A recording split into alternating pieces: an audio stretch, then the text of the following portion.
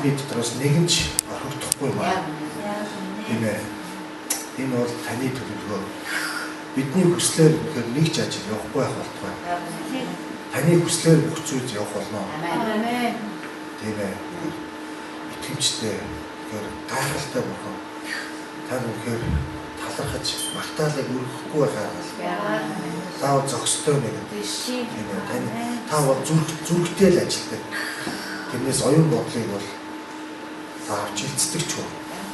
Та зүрхийг хардаг, зүрхтэй харьцдаг. Бид үнэхээр тань зүрхээ нээж. Амен. Бидний зүрхэд та хүрээч. Амен. Та бидний магтаамжийг тэлээч аав. Амен. Таны үнэхээр төлөвсөн ажилд бидний зүрх сэтгэл магтаамж маань хүрэхгүй байх уу гэсэн. Үнэхээр санаа зовх юм алга. Та дүүргэж байгаа. Та дүүргэж байгаа. Үнэхээр итгэлтэй байна. Хаалалуя Есүс. Хаалалуя Есүс. Оо хаалалуя Есүс. Тэнгэрлэг эцэг минь. Та үнэхээр бүх төлөвлөгөө гайхалтай тэр төлөвлөгөөнүүдээр та биднийг үнэхээр чиглүүлээрэ. Та бидэнд үнэхээр алхам бүрийн мэн газар бүр явах цаг бүх зүйлсийг та тодорхой харуулаарай. Таал харуулна. Тэрнээс бид нар өөр нэг хинээс харахгүй маа. Тийм ээ. Бид үнэхээр харахгүй зүйлстэй найдаж танд итгэсэн аваа. Бидний итгэлийн гүн бат байдлыг та улам гүнзгийрүүлээрэ. Зүгээр харсан зүйлээ дагаад явдаг хүн бол нэг өөр хэрэг. Харин хараагүй зүйлсээ танд найдаж танд итгэлээ тавьсан. Тийм ээ. Энэ бол танаас бидэнд өгсөн итгэл юм шүү. Бид энэ итгэлийг улам гүн бат олгомоор байна аваа. Хаалалуя Есүс. Хаалалуя Есүс. Тэнгэрдэг эцэг минь тань үнэхээр баярлалаа. Есүс Христийн нэрээр үнэхээр талархан залбирч байна. Амен.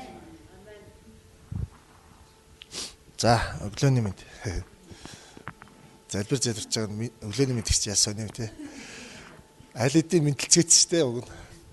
За, би өнөөдөр нэг иш үзүүлгээсээ л үнэхээр хуваалцахгүй байхын аргагүй зүйлсийг ярья. Та бүгдээр уншсан байгаа. Очсон 16-ны иш үзүүлэг дээр Иремэ 3:18 гэдэл харъя те. 3:18.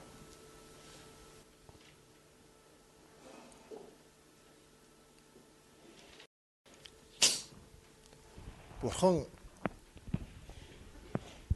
биднийг гайхалтай багийн ажиллагаанд дуудаж байна. Юу вэ гэхээр за 3:18 дээр ингэж байна. Тэр өдрүүдэд Юдагийн гэр Израилийн гэртээ хамт алхаж тэд хамтдаа хойд зүгийн нутгаас та нарын эцэг өвгдөд өв болгон миний өгсөн нутагт ирэх болноо гэж хэлж байгаа. Тэр өдрүүдэд гэдэг нь яасан өдрүүд вэ гэхээр яг өмнөх ишлэлээр нөө. Өмнөх 3:17 дээр нь. Тэр үед тэд Иерусалимыг эзний сэнти гэж дуудах бүх үндэстэн тийшээ цугларч эзний нэрийн төлөө Иерусалимд цугларнаа гэж байгаа. Гайхалтай биш үү? Өөрөөр хэлбэл Бурхныг тэд Иерусалимыг эзний сэнти гэж хүлээн зөвшөөрөх үед тэд бүгд нэг хамтдаа болж байгаа байхгүй юу? Юдагийн гэрүүл, Израилийн гэрүүл хоёулаа хамт алхаж байгаа байхгүй юу? Зүгээр нэг хамт алхаагүй чи яг тэр цаг тэр төлөвсөн үед тэд нэр хамтдаа болж байгаа. Одоо яг тэр цаг ирсэн. Бид үнэхээр нэг нялх балчир те төлөвшөөгүй тийм юм яриад тэгээд тийм зантай бид нар ингээд суугаад байх цаг биш. Бид бол хамтдаа явах цаг энэ жил. Хамтдаа багийн сэтгэлгээтэй, багийн хамт тоглолттой, багийн нэг цул мэт бидний гаднаас нь хараад өөр ёс заншилтай, өөр одоо амьдралын төвшөнтэй, өөр одоо тий үндэстнүүд нэг цул болж харагдах ийм жил. 16-ны иш үзүүлэг дээр ч байгаа. Бид нэр ч харъя л да. Бурхан өөрийн хүмүүсийн хүчийг нэг цул болгоно. Нийгмийн янз бүрийн давхаргаас ирсэн хүмүүс хэрхэн нэгдэж болохыг нэгдээ зогсохгүй нэгэн цул болоод нэг зорилгыг нэг өдөртөмжээр гүйцэтгүүлж байгааг ертөнц хараад алмаарнаа. Энэ бол гайхалтай. Би сакс тоглодог, цоглох дуртай. Одоо сүүлийн үед нэлээд тоглож амжихгүй.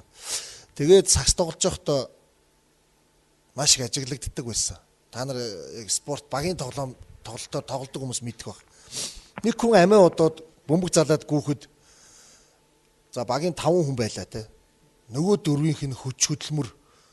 Одоо нөгөөт нь амиадж байгаа л бөмбөг алдчихаар нөгөө 4-ийнх нь хүч хөдөлмөр юу ч болдог. Буцаал хамгаалдаг те. Тэгэл нөгөө ингээд тоглож байгаа багууд дотроос харж байхад багийн сэтгэлгээ ингээд зангидцсан. Хэдийн нэг нь алдсан ч зүгээрээ найзаа. Дараагийнх дээр битээ алдаарай. Пасса дамжуулаарай гэх. Тэгэл ингээ бие биендээ итгэсэн баг нь хамаагүй илүү тоглодог. Энийний зарчмыг одоо энэ спорт дээр ч гэсэн хүмүүс бүгд мэддэг. Багийн тоглолт, багийн сэтгэлгээ, багийн одоо ийм өөрийнх нь нэг ганц хүний хувь хүний амбиц, ганц хүний уран гой тоглолт энд ерөөс сонирн биш. Одоо NBA-гээ сакс эдрийг ажиглаад хахад нэг хүний давмгайл тоглосон багууд явах байцсан. Анзаараад хаад. Их сонио. Дээр үед одоо Майкл Жордан ч юм уу те ингээд нэг тасархай тоглогчийг тойрж баг ингэж явдаг байсан бол одоо сүүлийн үеийн багууд бүгд жигдхэн болсон. Тэгээд тасархай тоглогч гэхээсээ илүү бүгд багаар ажиллаж чаддаг багууд илүү тоглодог болсон. Амжилт нь илүү байгаа. Энэ бол маш олон спортын түүхүүд дээр харагддаг. Айгүй олон юм дээр харагддаг. Гэхдээ яг би энэ спортод ойрхон өөрөө дуртай болохоор л яг жишээ татлаа л да. Гэхдээ энэ бол бид ч гэсэн яг энэс харж ойлгох мэдэх юм зөндөө байгаа.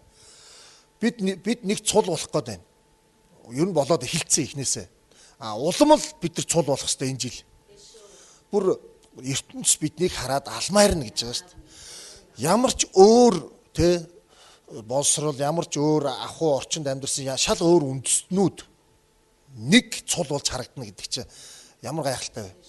Энэ бол мэдээж хаанчлалын зарчим энд л одоо үйлчлэхээс өөр бидэнд бол ямар ч тийм одоо юу байхгүй одоо юу гэдгийг жор найрлах гэсэн юм байхгүй. Бид нар энд нэг л бурхан эцгийн дуудсан нэг л зорилгын төлөө нэг л цул тэр хаанчлалын тэр үнэт зүйлс тэр хаанчлалын тэр зорилгын төлөө л бид нар нэг болно.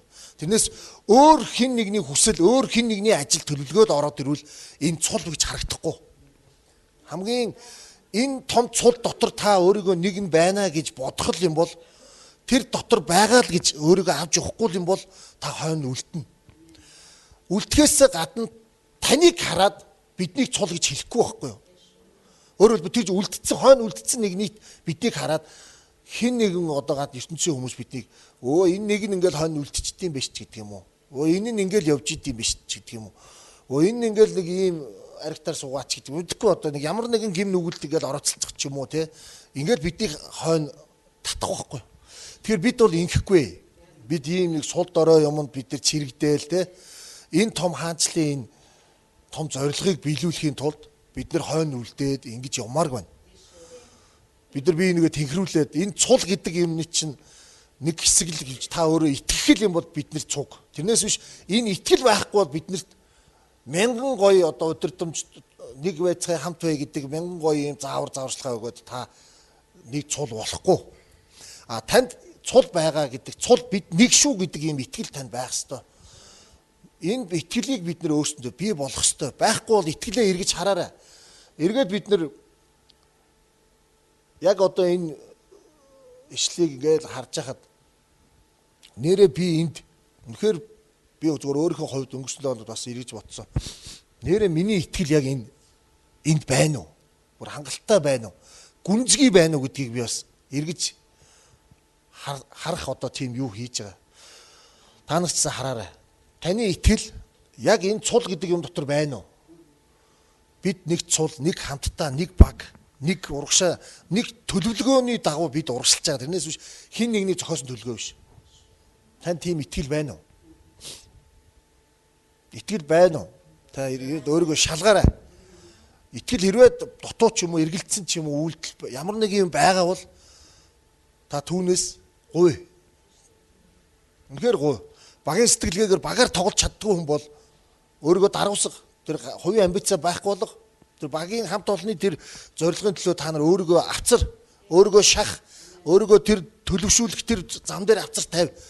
Өөрийгөө улам л урагшлуул, бити өөрийгөө хойш нь тат. Энэ бол одоо энэ цагийн гайхалтай бидний одоо хоцорч болохгүй одоо ийм нэг том ажиллагаа байна. Бид ингэж харж урагшлахгүй юм бол бид хойно хоцрох гээд байна. Ах トゥ усээ хин нэгэн маань хойно үлдэхийг үнэхээр хүсэхгүй байна. Тийм болохчгүй гэж би найдаж байна. Гэхдээ энэ нь таны сонголтоос хамаарах юм аа. Таны итгэлээс хамаарна. Энд биднийг энд юу одоо хувь хүнийтэй та юу ч хийж исэн гэсэн энэ Бурхны энэ төлөвлөгөө ажиллагаа явдгаар явах л болно. Харин бид дотор нь хамтдаа байна уугүй юу гэдэг нь хамгийн чухал болчиход байна. Байх уугүй юу? Тийм ээ. Бүгдээрээ босцгоё. Бид үнэхээр энэ итгэлийн төлөө өөрсдийнхөө энэ цул байдлын төлөө үнэхээр түнд өргөж залбирцгаая. Бүгд алдрыг хөргөцгөөе. Хаалалуя Есүс. Хаалалуя Есүс. Ора баба башла басала басара. Халелуя. Эзэн минь танд үнэхээр баярлалаа. Тийм ээ 2016 он бол үнэхээр бид цул бид хамтдаа алхах цаг. Тантай хамт алхах цаг. Бидний хин нэгний хүслээр ч юм уу, хин нэгний амбицаар ямар нэгэн ажил хийгдэхгүй юм аа. Энэ бол таны үгэн дотор алхах таны төлөвлөгөөт ажил байх болно. Бие бинийгээ дэмжих ёстой бид нар. Бие бинийгээ босгон байгуулах ёстой. Бие бинийгээ уучлах ёстой. Бие биендээ би хүн бүрийн багтаамж тэлэх ёстой ийм жилээ. Хаалелуя. Та бидний зүрхэнд үнэхээр ажиллагаагаа хийгээрэй аваа. Бидний зүрхийн багтаамжийг үнэхээр тэлээрэй аваа. Хаалелуя Есүс. Хаалелуя. Тэнгэрлэг цаг тийм ээ. Энэ бол үнэхээр таны цаг. Хаалелуя. Бид үнэхээр тантай хамт алхах болно. Юдагийн гэр, Израилийн гэр хамт алхсан шиг бид хамт алхах болно. Хаалелуя. О хаалелуя Есүс. Ора бала шалала басара. Лешелелеле бесо раманда сарара басара. Лешендерер мешкендерер масара. Лешалала басара. Лешалала басала. Эй, халелуя Есүс. Халелуя Есүс. Халелуя. Халелуя Есүс. Эзэн минь танд үнэхээр баярлалаа. Та энд зүйсэн хүн нэг биш, хотын сүмийн хүн нэг бүрийн зүрх сэтгэлд та үнэхээр тэр багтаамжийг та тэлээрэй. Үнэхээр багийн сэтгэлгээтэй нэгэн цул байх тэр багтаамжийг та тэдэнд суулгаж өгөөрэй. Халелуя Есүс. Оо халелуя Есүс. Бүх алдар магтаал нь танд байх болтугай. Халелуя Есүс. Халелуя. Аава бид нар өнөө өглөө таныг магтаж хүндлэл бүхий л өргөмжлийг өргөж байна аава. Бидний зүрх сэтгэлээс гарах магтан дууг та хүлээж авах болтугай эцэг минь ээ. Учир нь та бол гайхамшигтай бурхан. Та бол юр бусын эзэн. Та бол хаадын хаан эзэн эзэн. Мөнх аава. Та дайсныг өөрийн мэрэгэн ухаанаараа биш. Та зүгээр л мунхаглалаараа дайсныг устгадаг эзэн билээ. Өө мөнхийн эцэг. Та харанхуй ажлуудыг зүгээр л өөрийнхөө мунхаглалаар шууд шийддэг бурхан. Халелуя. Учир нь загалмай үг бол мөнхөкслийн хувьд мунхаглал, харин итгэдэг бидний хувьд бол хүч юм а эцэг минь ээ. Халелуя. Таны хүүгийн загалмай ажил бид итгэдэг учраас энэ нь бидний хүч болсон. Энэ нь бидний чадал, энэ нь бидний тэнхээ байдаг юм а. Үргэлж өнөө өглөөж гисэн бид нар таны загалмай ажил цоошин нэрэ байна гэж үнэхээр тунхаглаж байна. Есүс Христ таны цус цоошин байна. Таны асгарсан цусан шин байна. Бидний амьдрал дээр үйлчлэхэд бэлэн, бидний тулаанд үнэхээр зэвсэг болж хэрэглэгдэхэд бэлэн. Тийм байна. Тийм учраас өнөө өглөө бид нар танийгаа магтаж, танийгаа хүндэлж байна. Миний дотор орших ариун сүнс минь намайг тослооч өөрийн хүч чадлаараа сүнсийг минь тэтгэж ариун сүнсэнд би хайртай өдөр бүр би таны дотор өстөг би таны дотор байж та миний дотор оршдог өөртөө уламар тулаач хүч дотор тань би амьдрий юу тач зэрлэшгүй оршихуйд таньтайгаа учран уулзсан сүнсээр ба үнээр хүндлий таныг миний дотор оршигч ариун сүнс минь намайг тослооч өөрийн хүч чадлаараа сүнсийг минь тэтгэгч ариун сүнсэнд би хайртай өдөр бүр би таны дотор оршдог би таны дотор байж та миний дотор орших өөртөө уламар тулаач хүч дотор тань би амьдрий юу тач зэрлэшгүй оршихуйд таньтайгаа учран уулзсан сүнсээр ба үнээр хүндлий таныг би таны дотор байж та миний дотор оршдог өөртөө уламар тулаач хүч дотор тань би амьдрий юу тач зэрлэшгүй оршихуйд таньтайгаа учран уулзсан сүнсээр ба үнээр хүндлий таныг тийм ээ аваа сүнсээр ба үнээр хүндэлдэг чуулган болох болно. Бид нар таныг сүнс ба үнээр хүндлэх болно. Бид таныг сүнс ба үнэн дотор хүндлэх болно мөнхийн эцэг минь ээ. Үнэхээр ариун сүнс та бидний дотор дүүрэн оршиж бид таны дотор өсөх болтугай аваа. Ариун сүнсээ та биднийг өдрөөс өдөрт хүчрхэгжүүлэх болтугай. Та биднийг өдрөөс өдөрт үнэхээр тэнхрүүлэх болтугай. Ариун сүнс та биднийг өөрийн өдөртөмжөөр дагуулах болтугай. Ариун сүнсээ таны асгаралт хийгдэх болтугай. Ариун сүнс таны амийн бялхал явагдах болтугай.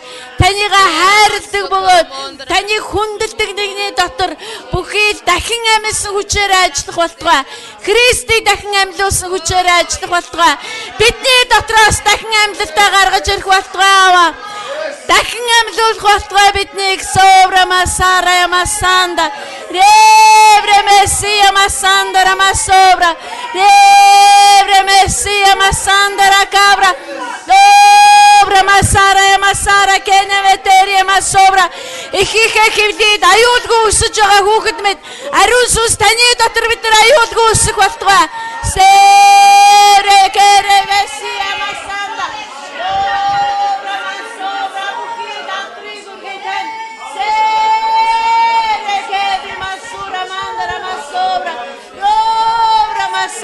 Masandara cabra, debre messia masandara masora, sene veteria masora mendere mesora.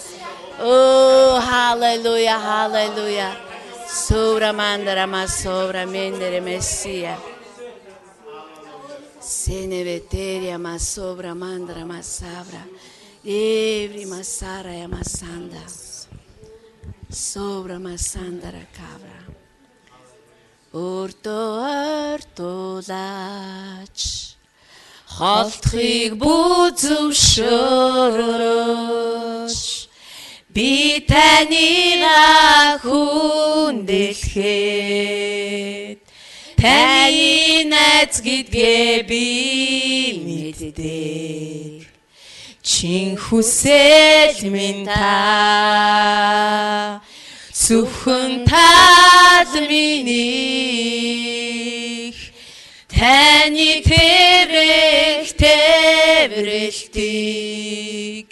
хинч хизээч орлохгүй үргэлж тантай байх замыг надад заагач бүхнээс илүү та надад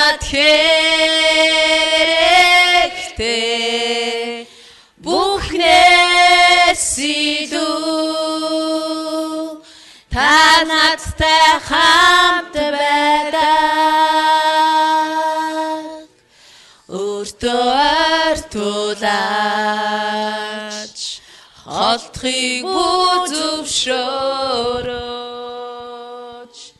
Би танийга хүндлэхэд таны найз гэдгээ би мэддэг. Чин хүсэл минь та зөвхөн тал минийх таны тээврэлтийг хинч хизээч орлохгүй. Үргэлж тантай байх замыг надад заагаач. Бүхнээс илүү та надад хэрэгтэй. Бүхнээс илүү та надтай хамт байдаг. Бүхнээс илүү та надад хэрэгтэй. Бүхнээс илүү та надтай хамт байдаг. Тийм ээ аваа замуудыг заах болтугай. Тантай хамт амьдрах замуудыг заах болтугай. Тантай хамт байх замуудыг заах болтугай. Хэрхэн залбирахыг заах болтугай ариун сүнсээ. Хэрхэн залбирал дотор амьдрахыг заах болтугай. Тантай амьдрдаг шинэ амьдрал дотор хэрхэн амьдрахыг заах болтугай аваа. Ариун сүнс багш минь ээ заах болтугай. Дахин амьдлтын сүнс минь ээ заах болтугай. Удирдах болтугай. Таны дотор өсөхийг удирдах болтугай. Бүхэл алдрыг танд өргөж байна. Бүхэл магтаалыг өргөж байна. Бүхэл хүндлэлийг өргөж байна. Альва өргөмжлүүд нь танд байх болтугай аваа. Бүхэл зүйлс нь танд байх болтугай. Халелуя. Собра масара карава сандара масовра. Севре месия масандара масавра. Хайртайва үнэхээр танд талархаж байна. Мөнхий эцэг тийм ээ аваа. Бидний амнаас гарах магтаал, бидний амнаас гарч байгаа хүндлэл энэ бүхэн нь хүний оюун ухаанаар тооцоологдож сэтгэл хөдлөлөөр явагдах биш харин сүнс ба үннээр очих тэр ажиллагаанд сурж байгаа учраас бид нар танд талархаж байна. Тийм ээ аваа. Та зөвхөн сүнс ба үннээр магтагчдыг ирэн хайдаг. Та магтдаг хүмүүсийг ирэн хайдаг. Магтаалаар амьдардаг хүмүүсийг ирэн хайдаг. Харин тэднэр нь бол бид муу юм аа. Бид таныг тэгжил магтах болно, тэгжил хүндлэх болно. Хаадын хаан эцдийн эзнийг тэгжил бид нар магтах болно.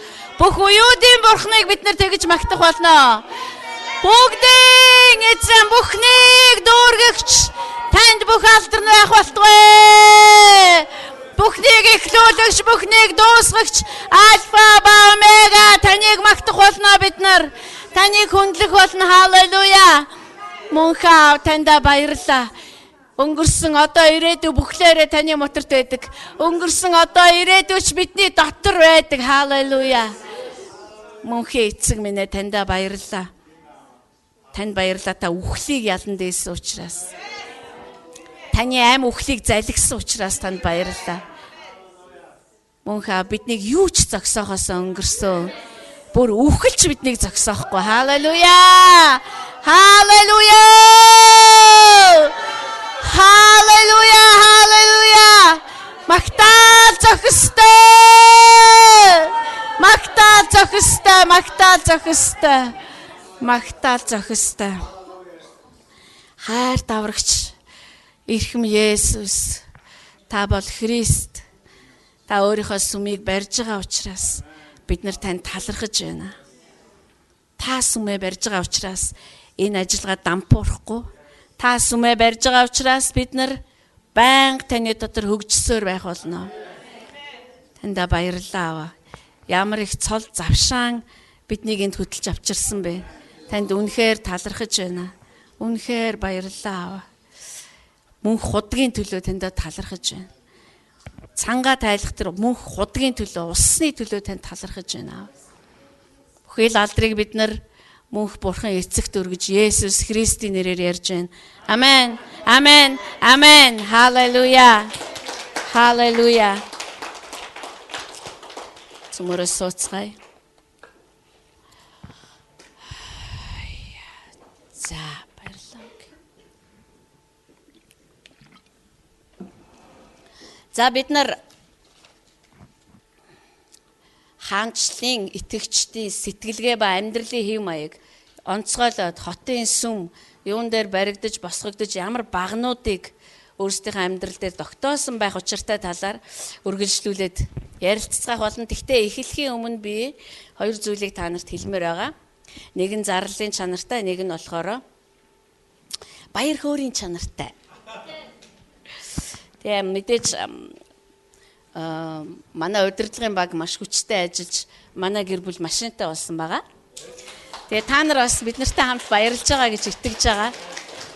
Тэгээ цуглаан тарсны дараа манай машиныг очиж үзээрэй. Тэгээд Огийн маань удирдах энэ ажиллагаа хийсэн байгаа.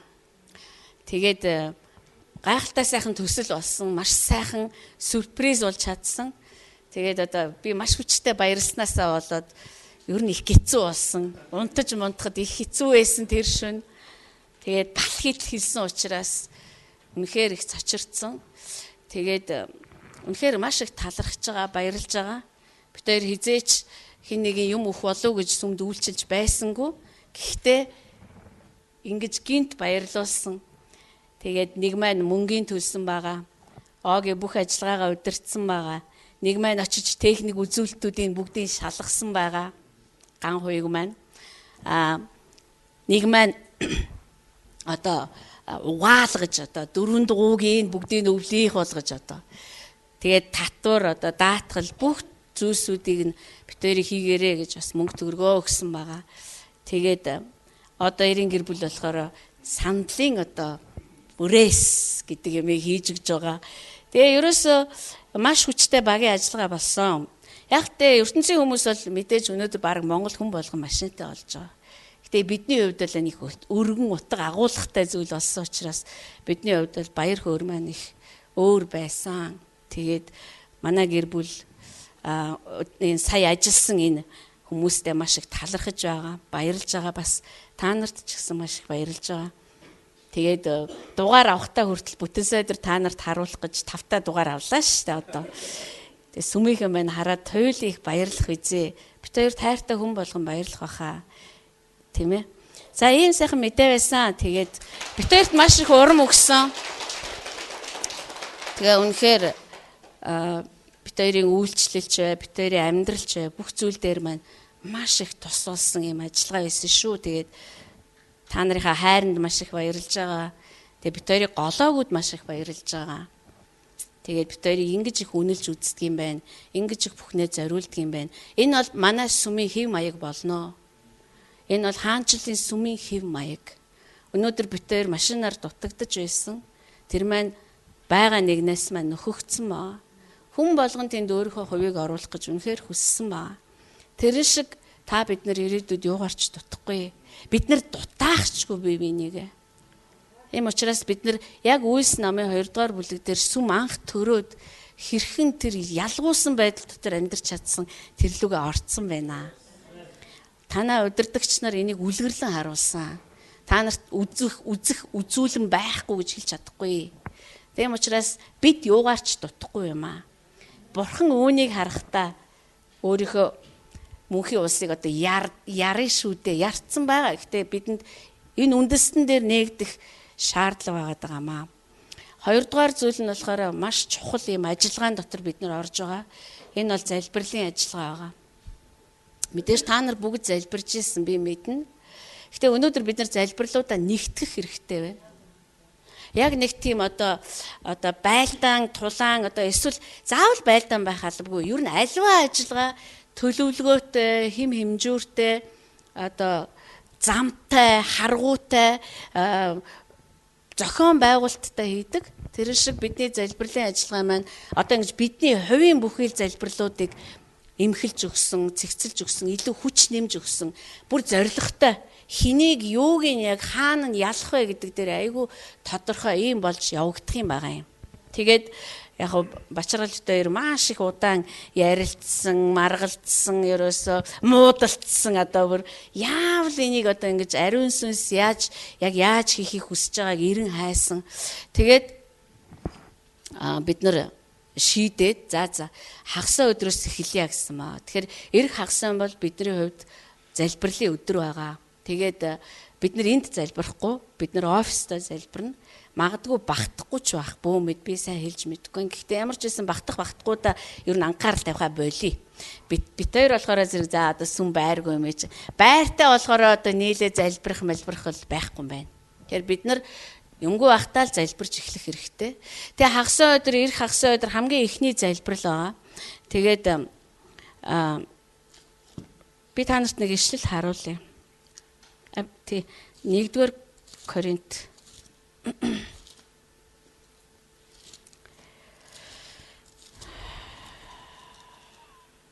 биш 2-р Коринт шүү. За би энийг олно гэж найдах юм.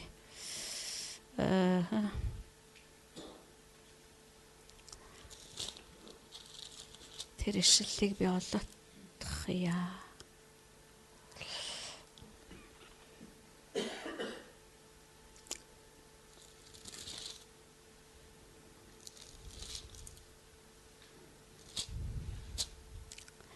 Хоёрдугаар Коринт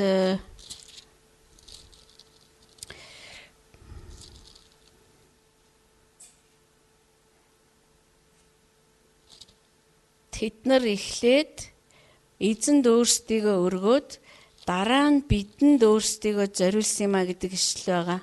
Санаж байна уу та нар?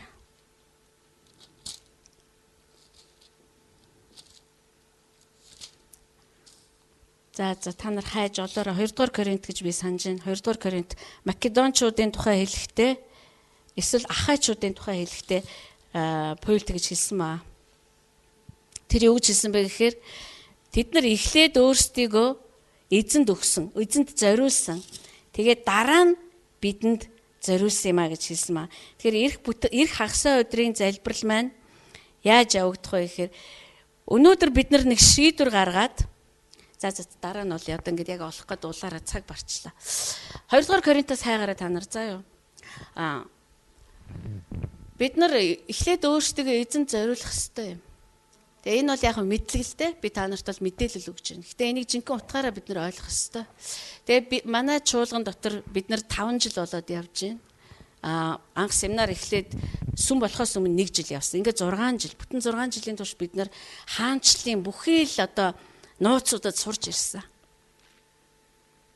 Хаанчлалын бүхий л нууцудад сурж ирсэн. Тэгээд өнөөдөр бид нар яг энэ залбирал руу орохдоо ямар нэгэн залбирлын одоо надад хэрэгтэй, сүмд хэрэгтэй байгаа зүйл рүү эхэлж орохоосоо илүүгээр эхлээд өөрсдийгөө бурхан минь би энд бэлэн байна. Ерөөсө та ингээд намайг нэг 100% ерөөсөл мэдлэлтэй аваатгаач. Намайг ерөөсө иргэшээлтэй аваатгах 100%. Яагаад гэвэл бурхан биднийг тэгж шийтгэхээс нааш хэнийг ч иргэшээлтэй авахгүй байхгүй юу? Тэр тийм одоо джентльмен гэдэг шүү дээ тий. Тэгэхээр бурхан минь энэ үнэхээр одоо би тэгээд миний оюун санаа, миний зүрх сэтгэл одоо та яаж л янзалмаар байна, та яаж л хүрмээр байна, яаж надтай уулзмаар байна, яаж намайг одоо өөрчилж хувиргамаар байна, юу харуулмаар байна. Энэ аюул чухал. Та бүхнийг харуулж өгөөч гэхэд бурхан бүхнийг харуулж чадна. Харин надад та юу харуулахыг хүсэж байгаагаа харуулаач гэвэл энэ арай өөр яриа болж эхэлнэ. Тийм учраас бид нар эх хагасаа өдөр цуглаад үнэхээр ариун сүнс бидний дотор яг энэ ажиллагаануудаа хийсэн байхын төлөө залбирх юм. Тэгэхээр би та нарыг 2 цагаас завтай тэгээд үнэхээр шийдсэн тэм хүмүүс байвал ирээрэй гэж хүсэж байгаа. Тэгээд тэрний дараагийн хагас өдрөөс эхлээд бид нар тодорхой сэдвийн дагуу залбирч эхэлнэ. Нэг хагасаа өдөр нь бид нар хүүхдүүдээ эзэнд өргөнө. Хүүхдүүдийнхээ итгэл үнэмшил яагаад гэвэл бидэнд амлалт байгаа гэрээний. Энэ гэрээ бол чамд чиний хүүхдүүд, тэдний хүүхдүүдэд хамааралтай юм гэж хэлсэн ба. Бид нар энийг үр хүүхдүүдийнхээ амьдрал дээр тунхаглана. Нэг залбирал, нэг хагасаа өдөр нь магадгүй бид нар цуглаад итгэдэггүй эхнэрийг минь, итгэдэггүй нөхрийг минь, итгэдэггүй үр хүүхдийг минь, итгэдэггүй хамгийн ойрын хүмүүс минь тань дээр ирсэн байх учиртай гэж бид нар хамтдаа залбирна. Ингэснээрээ бид нар үнэхээр маш олон талын ажиллагаанд суралцах юм байгаа юм. Тэгээ бид нар энэ хаанчлалын үн цэнийг ярьсны дараа яах вэ гэхээр залбирал гэдэг залбирлын талаар бид нар ярилцах болно. Тэгээд та илүү ойлгомжтой мэдэх болно. Яагаад гэвэл залбирлч бай, Библи уншлагч бай. Өөрөө их өргөн уудан бас их гүн агуулгатай байдаг учраас бид нар энэ олон замуудад нь сурах ёстой. Сая яг дуулсан шигэ. Замуудаа надад заагаач гэсэн шигэ. Тэгэхгүй итгэл хүртэл аяйгүй болон тийм их гүн ойлголтуудтай шүү дээ.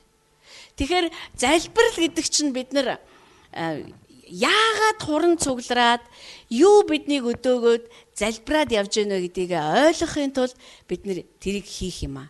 Тэгэхээр би та нарын хагасаа өдөр хамтдаа ирээсэ. Хагасаа өдөр ямар нэгэн байдлаар гэртээ үлдчихэж байгаа хүмүүс ээ штэ. Ирсэнгүү гэж би ирээгүй хүн энэний гадаа үлдэн гэж би өөрөөсөө хэлэхгүй. Харин хагасаа өдөр ирж чадаагүй хүмүүс нь гэртээ яг чуулган залбирж байгаа шүү дээгээд хамт залбирч болно. Байгаа газараасаа та ажиллаж ивэл ажил дээрээсээ яг би санаа нийлж байна. Түрүү мөнөгийн хэлдгээр санаа нийлэх айгүй чухал байхгүй юу? Есүс та нар 200-уулаа санаа нийлгээг байхгүй юу? Гэхдээ ерөөсө 2хан хүн санаа нийлчих юм бол би сонсъё гэдэг байгаа шүү. Тэгэхээр тэр хүмүүсийн дотор хагарал ямар их байна те?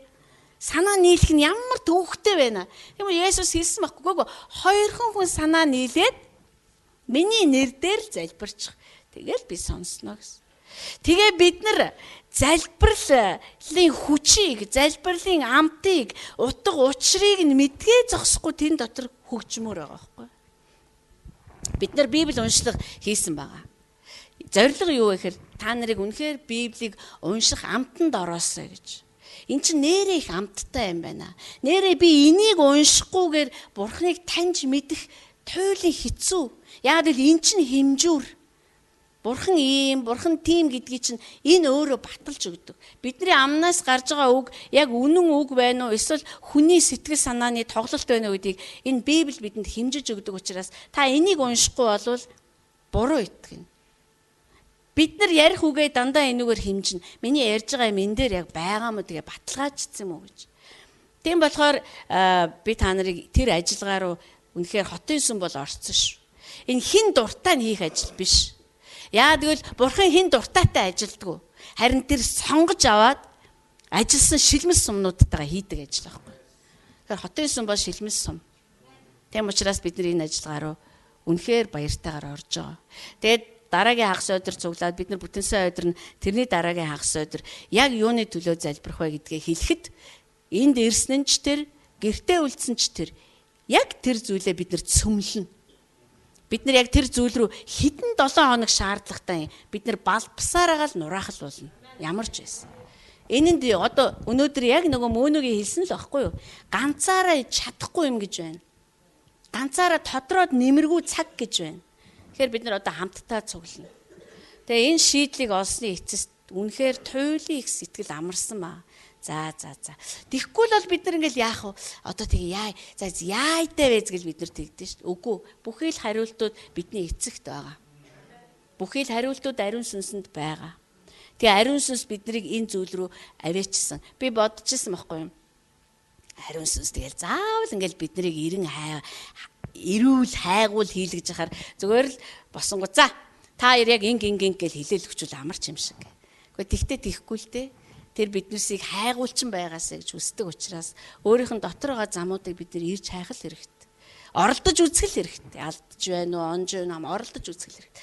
Тэгэхээр бид нэр эцсийн үр дүнд яг ийм зүйл дээр тогтоод өчигдөр удирдагч нар хамтдаа цуглаа, дахиж сайн ярилццгаагаад тэгээ энэ бол үнэхээр гайхалтай юм байна гэж шийдээд хамтдаа орсон. За. Та нар ч гэсэн баярлж байгаа бахаа гэж би итгэж байгаа. За, орё. Бид нар 4-р сэтгэлгээн дээр зогссон байгаа. Бурхан чиний бүх хангамжийн их булаг гэв. Дуулал 121 дээр тэр чиний сэтгэлийг сахина. Орсон ч гарсан ч тэр сахих болно гэж. Энэ хангамж хүртэл биднэрт хэрэгтэй. Яагаад гэвэл сэтгэл гэдэг бол байнга орж гарч идэг учраас. Сэтгэл бол сүнс биш шүү дээ. Тийм учраас тэр хангамж хүртэл надад хэрэгтэй. Тийм учраас би та нарыг дуулал 121-ийг, дуулал 91-ийг үнэхээр уншаасаа гэж хүсэж байгаа. Сая би мэдээ үзээ байжсэн чинь Европт христчингүүдийн жагсаал явж илээ. Бидний эзэн Есүс Христ бол аврагч гэж тунхаглаад гудамжаар явж. Тэдний цаана барьсан лоозон дээр нь дуулал 91 байгаа байхгүй бичсэн. Тэгэхээр дуулал 91 бол энэ үеих, энэ цагийнх. Дуулал 91 бол бидний эргэн тойронд болж байгаа үйл явдал. Та энэ дуулал 91 рүү орох гэж байгаа юм чи та орцсон байхгүй юу? Тийм учраас юун дотор амьдарч байгаагаа мэдхийн тулд дуулал 91-ийг та уншаарай. 5 дугаар сэтгэлгээ хувь тавилан гэж байгаа. Хувь тавилан. За мэдээж би энд бичсэн байгаа учраас энэ дандаа Джонатан Дэвидийн өнгөрсөн одоо 15 оны GLS дээр заагдсан зүйлээс бид нэг өдрийнх нь хичээлээс нь эдгээрийг гаргаж аваад орчуулад та нарт өгсөн байгаа шүү. Энэ үнэхээр хэрэгтэй юм байна гэж. Хувь тавилан гэж. Яагаад мөнөө багаар тоглох нь илүү чухал вэ гэж хэлсэн бэ гэхээр Бурхны ажиллагаа нь өөрөө яг багийн л ажиллагаа байдаг. Одоо жишээлбэл Эстер хатан болсон нь Эстерийн төлөө байгаагүй. Эстер хатан болсон нь Израилийн төлөө байсан. Мордехайгийн төлөө ч байгаагүй. Харин Израилийн авралын төлөө байсан. Израилийн аврагдах нь Эстерийн төлөө биш. Израилийн аврагдах нь Эстерийн төлөө байсан. Ойлгож байна. Хоорондоо ийм уялдаатай юу ч энийг салгаж болохгүй. Самуэль төрсөн нь Израилийн төлөө байсан. Алтан хаанчлал төрж гарахын төлөө Самуэль төрсөн байгаа байхгүй. Хэдийгээр тэр түнд баг байгаагүй ч гэсэн. Түнд баг байгаагүй штэ. Ганцаараа байсан байхгүй. Гэхдээ л Самуэлийн хувь тавилан бол Израилийн хувь тавилан, Израилийн хувь тавилан Самуэлгүйгээр гүйцэлдэхгүй байсан. Бид нар ингэж ойлгож амьдрах хэрэгтэй байхгүй. Ингэж ойлгож чадах юм бол бид нар Христийн бие бөгөөд бид нар тэн дээр байгаа эрхтэнгүүд юм байна гэдгийг ухаарч чадна. Тийм учраас бидний дунд бие бинийгээ алагчлах одоо юу гэдгийг бие бинийгээ дутуу дөлмөг гэж үзэж харахгүй байх юм шалтгаан нь хувь тавилан чинь. Би хувь тавиландаа орох нь энэ сүмийн хувь тавилан. Энэ сүмийн хувь тавилангийн төлөө би хувь тавилан руугаа дуудагдсан байхгүй юу? Монголын төлөө, монголч бас хамаатай энэ чинь. Энэ үндэстэн чинь хувь тавилантай ш. Та Монголд хувь тавилан байгаа гэдэгт улам итгэсээр байгаа үстэй. Бурхан яаж энэ хувь тавилангийн төлөө юмсыг зүгээр инээс ч асуухгүй яах ч явуулж байгааг бид нар бүгд харж. Тэгвэл та хоёр хувь тавиландаа хүрсэн байхын тулд үндэсний хувь тавилан гүйцэлдэхэд бид нар хувь тавилангаа гүйцэлдүүлэхэд үндэсний хувь тавилан гүйцэлдэнэ. Ерөөсөө л энэ хоёр хоорондоо гайхалтай ажиллагаатай. Тэгвэл энэ сүм дотор байгаа хувь хүн нэгүр зарим хүн биелдэ ер нь ганцхан манай сүмд ч биш энэ тэнүүр байдаг.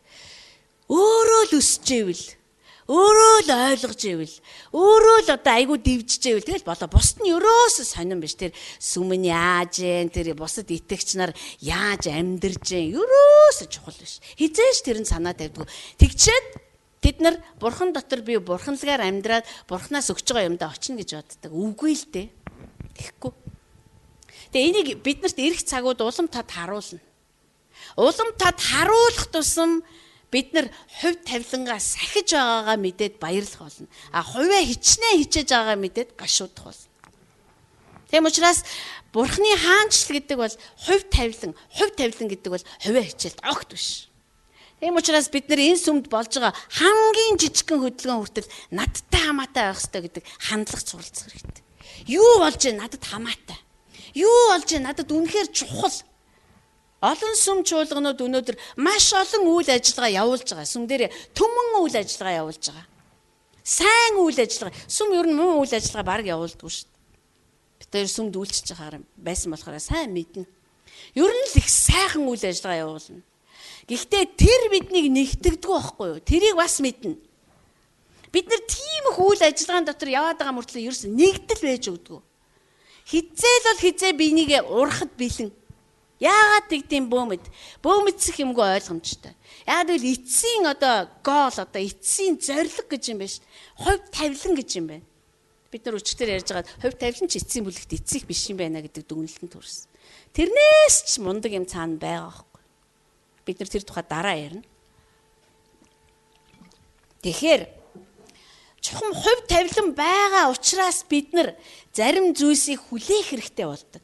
Үзэн ядах дургуйцхийг биш харин хайрлахыг сонгодог. Яагаад би энийг хайрлах ёстой юм?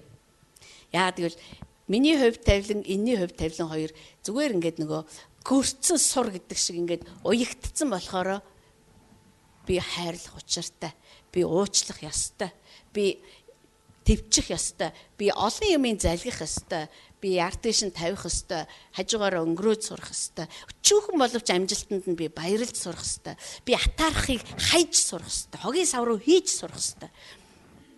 Гэх мэтчлэнгээр. Тэгэхээр хувь тавилан гэдэг бол биднэрт улам гүн ойлголтуудыг өгнө. Бид нар хувь тавиланд итгэхэд хүртэл итгэлийн гүн байдал шаарддаг.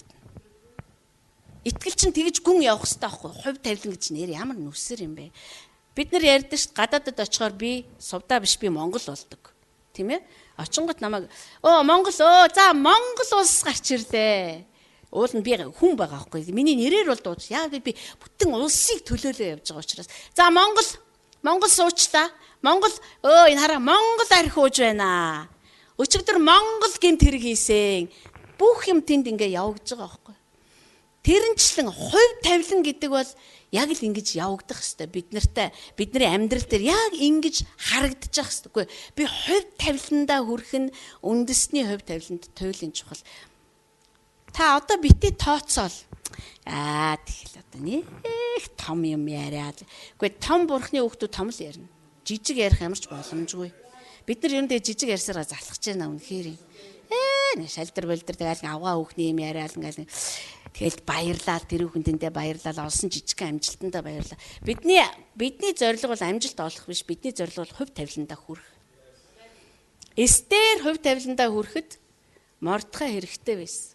Харин өнөөдөр биднэрт Jonathan David байна. Биднэрт Philip Pastor байна. Бид бүгдээрээ өөрсдөө байж байна. Бид нар бие биенийхээ амьдралыг харахтаа л би өөртөө хувь тавиландаа очихгүй болохгүй юм байна. Бид нар би энийг ингэж айхтар өдөөж бид нар ингэж ноцоож үгүй яана би яг ийм болно гэж бие биенийгээ хаарж бүр ингэж одоо үлгэр дөөрөөл авч ингэж ууршлах хангалттай жишээ бидний дотор байгаа байхгүй. Тэм учраас хувь тавилан гэдэг ойлголтын дотор энэ итгэл дотор та үнэхээр улам гүн суулгагдаасаа билээ. Хувь тавилан гэдэг бол үнэхээр юу биш. Хоосон яриа ч юм уу одоо нэг тийм зүйл огт биш. За дараагийнх нь сэтгэлгээ 6. Та нар хэрэг санаж байгаа бид нар хувь тавиланг их ярьдаг байсан шүү. Өстө нэр зөндөө их ярьдаг байсан. Тэгтээ эхэлж хилэгдээд ойлголтын дээр дараа нь очтгол доо. Тэгээд бид нар итгэдэг тийм ээ. 6-ад нь гэрээ. Хувь тавилан бол гэрээн дотор л хийгдээд байгаа юм. Гэрээ байгаа учраас. Малах номыг харъя цөмөр Малахыг. Малах бол Матай өмнөх ном байгаа. Малах тэр чигээрээ гэрээ ярьдаг. Малах бол 11-ийг ярьдаг бүлэг гэж нэрлэхээсээ илүүгээр Бурхан бол гэрээ нэх гэдгийг маш хүчтэй сануулдаг байхгүй. Малах 2:13.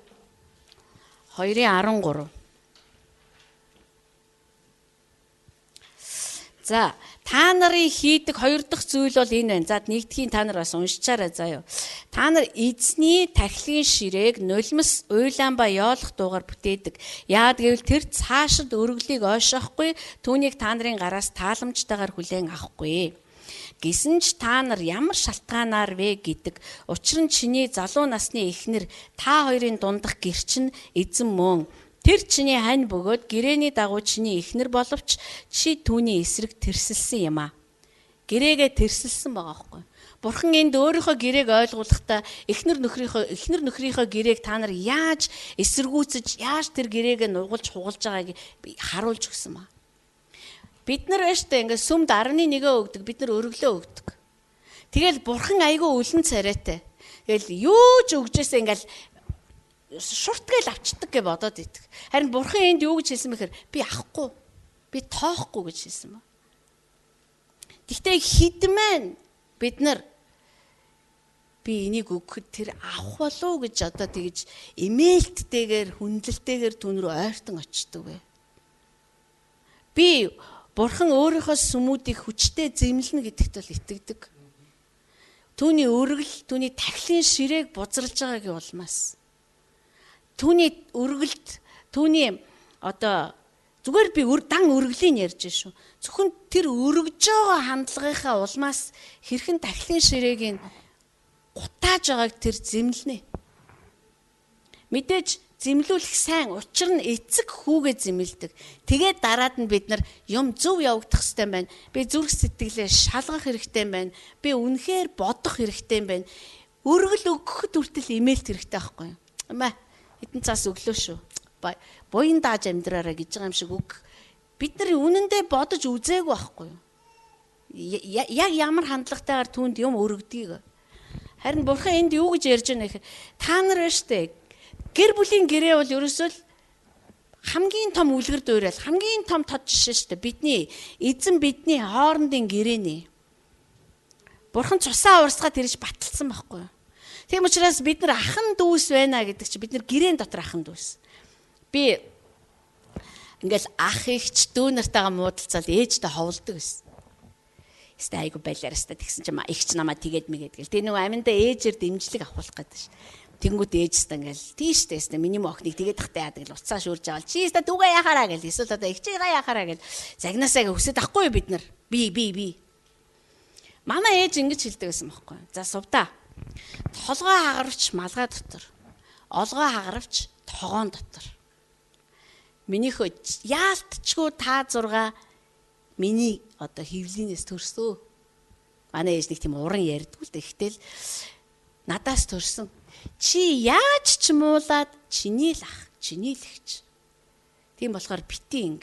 Хожим намайг үхсэн хойнч гисэн та 6 тийм л эвтэй байх хэвээр. Тэнд дэжтэй уучлах уу яах уу гэх ямар ч тийм сонголт угаасаа байхгүй. Хайрлах уу болох уу. Гэтэл өнөөдөр бид нар төрсөн ах дүүсээ шүүхэд өгч байгаа. Паул Коринтчуудад хандаад хэлсэн маа шүү. Та нар яахад нэг чинь буруутаал яага буруутаж болдгүй юу? Яагаад чи шудраг бусаар хилмигдэж болдгүй? Гэрээний ах дүүсийнхээ төлөө хилмигдлээ үүрээ гэж. Коринтыг унших юм бол. Манай ээж дандаа тэгж хэлдэг учраас би сүултээ за ээжд бол хэлээд нэмэргүй. Гэхдээ тэр хэлсэн ярьсан нь бол намайг гэрээг ойлгоход туйлын тус болж байгаа байхгүй яг энэ л юм биш. Бид нар өнөөдөр нэг сүм дотор алхаж байгаа. Бид нар өнөөдөр гэрээн дотор хамт алхаж гэрээ биднийг одоо хооронд минь уйж өгсөн гэдэгт итгэдэг.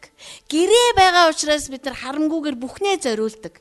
Бид нар гэрээ байгаа учраас тэр гэрээнээс гадуур завхаарч болохгүй гэдгээ мэддэг. ертөнц тэр чигээрээ завхаардаг. Улс төр тэр чигээрээ завхаарл. Зүгээр тоглоом. Нэг намын өврөөс гараад нөгөө намын өвөр рүү ороод нэг үзэл санааны өвөр дотор байж байгаа нөгөө үзэл санааны өвөрт дандаа өнөөдрийн надад өгөх ашгаа бодож. Харин энэ чуулган хэрэг Христ өөрөө барьж байгаа юм бол бид нар гэрээ. Та байна штэ ах дүүсийн чи эсрэг ямар нэг юм байгааг мэдэрч л байгаа бол та гэрээгээ зөрчихгүй зааг дээр зогсож байна л гэж ойлгох хэрэгтэй. Яг бид нар тэгэж харж болно ингээл өстө дургу өрөө тэгээ болцсон гэж бид нар тэгэж харж болно. Яг махан биеийн дагуу. Бурхан тэгж өрөөсөө харахгүй. Бурхан яагаад ч бид нар шиг харахгүй. Үгүй.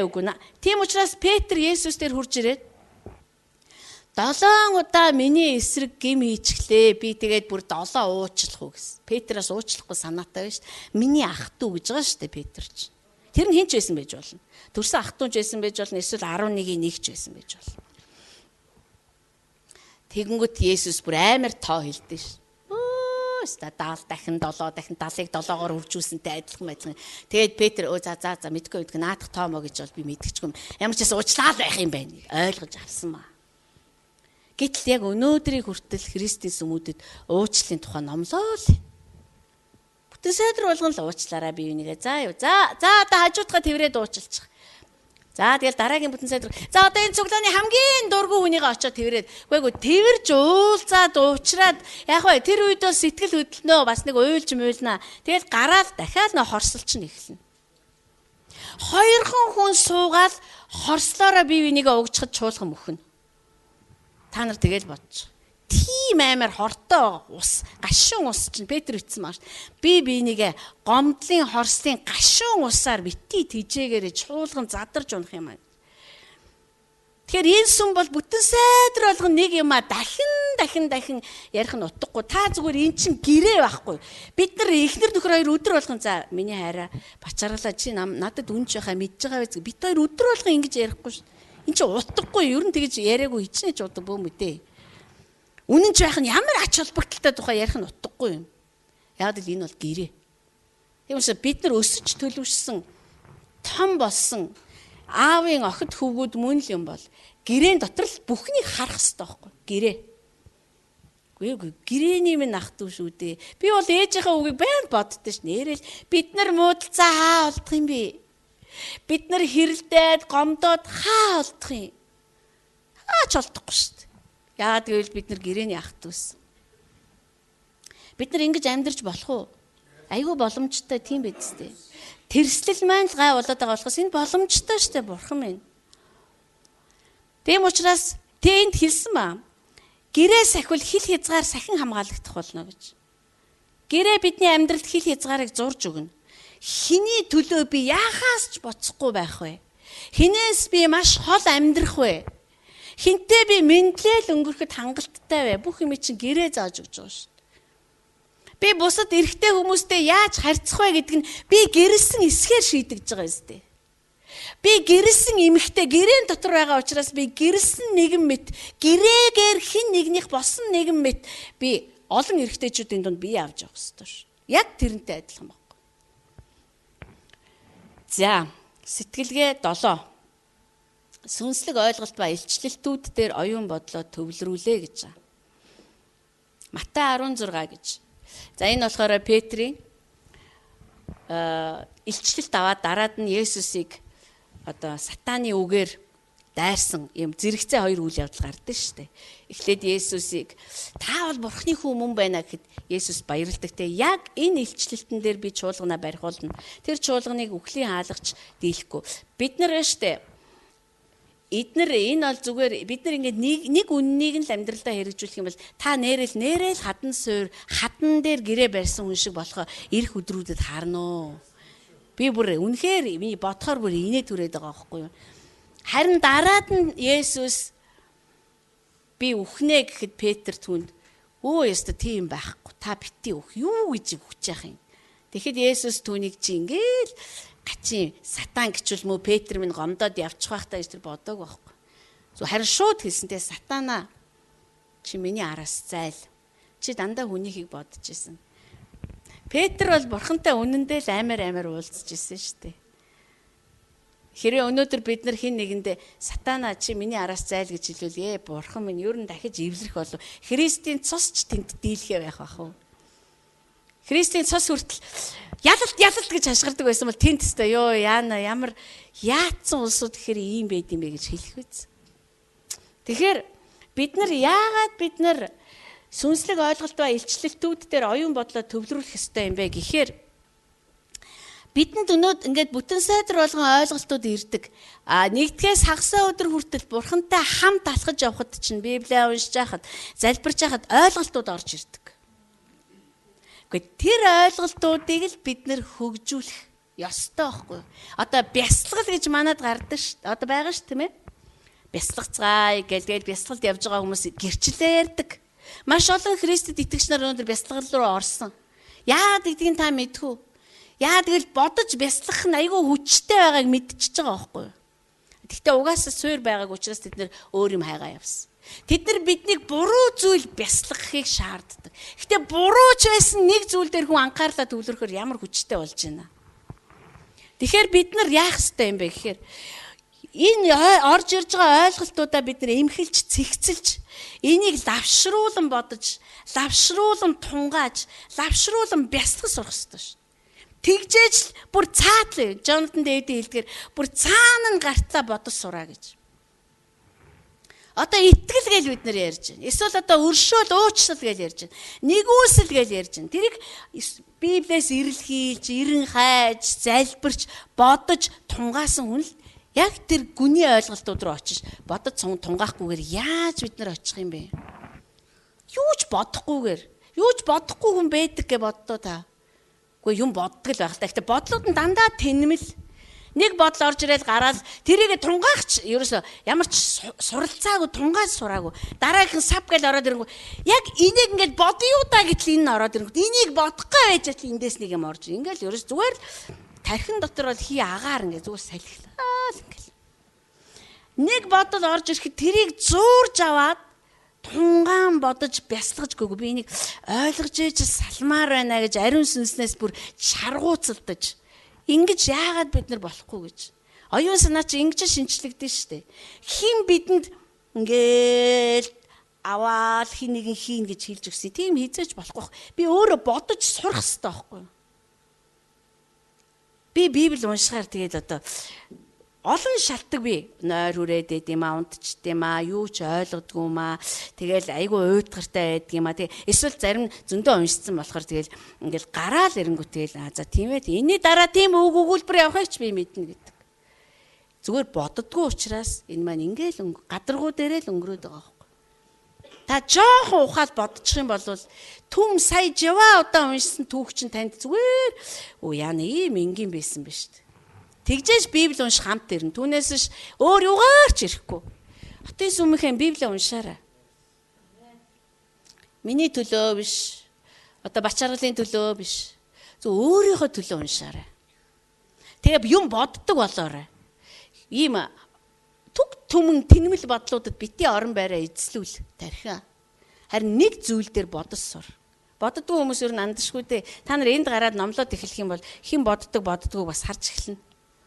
Би ингээ яриад байхад бодохгүй хүн бас байна. За энэ ч юусоо бодохгүй байна да. Яа идэ гэмээр хүмүүс би. Тэгэхээр тийм биш ээ. Бид нар оюун бодлоо төвлөрүүл гэдэг чинь бодохыг ярьж. Бодох үйл явц, тунгаах үйл явц, бясалгах үйл явц. Бясалгах тунгаах чинь өөр айгүй олон сорилт бүхий асуултуудтай. За би ингээд ойлгочлаа. Гэтэл энэс гүн байвал яах вэ? Гэтэл энэ буруу байвал яах вэ? Эсвэл энэ талаас нь харуул яах бол өөрийгөө баян ингэ сорж. Гэхдээ ингээл яриад их. Гэтэл юм биш байвал яах юм? Гэтэл би өнөөдрийг хүртэл ингэж итгэсэн чи үгүй байвал яах юм? Ингэж өөрийгөө сорж ингэж янз бүрийн асуулт тавьж сургууль хүртэл тэгдэг гэсэн. Асуудаг хүүхэд айгүй юм мэдэж авдаг ш. Асуудгуунууд нь болохоор энэ хинхтэй мэдрэл муутай юм шиг ойлгодгүй юм ааш. Хүүхэд ч ойлгоцсон мөртлөө тэрийг өөрийгөө сориод бүр өшөө олон үнцэг одоо талууд юу вэ гэдэг чи олох гээд байна ш. Тэгэхээр ариун сүнс биднийг асууж хахад бүр туйлын баярлна. Тэм учраас та Библийг уншиж байхдаа ариун сүнс надтай хамт байж заагаарай гэж дэвтэр үзгэн барай суух хэрэгтэй. Тэгжээ сая уншилт болно. Би зөвөр хувь хүнийхээ хувьд би уншсан ч гэсэн хамаагүй тэр уншснаа хуулаач болохноо биччихэж миний толгойд батчаад идэг байхгүй юу. Тэгэхгүй зүгээр уншаад орхихоор ерөөсө нэг л тийм одоо нэг л юм дутуу хийгдэт байгаа юм шиг санагдаад идэг. Тэгэхээр та ингэж намайг дуурайгаад нэх их гар цохирол болохгүй. Яг хідэн дэвтэр авах хэрэгтэй болох байх. А дуурайхгүй ч гэсэн болно. Танд өөр арга зам олдно шүү дээ. Хүн болгон л янз бүр үсттэй ажиллагаа тийм ээ. Гэтэ энэ бол миний хувьд их сайн арга байдаг байхгүй юу. За.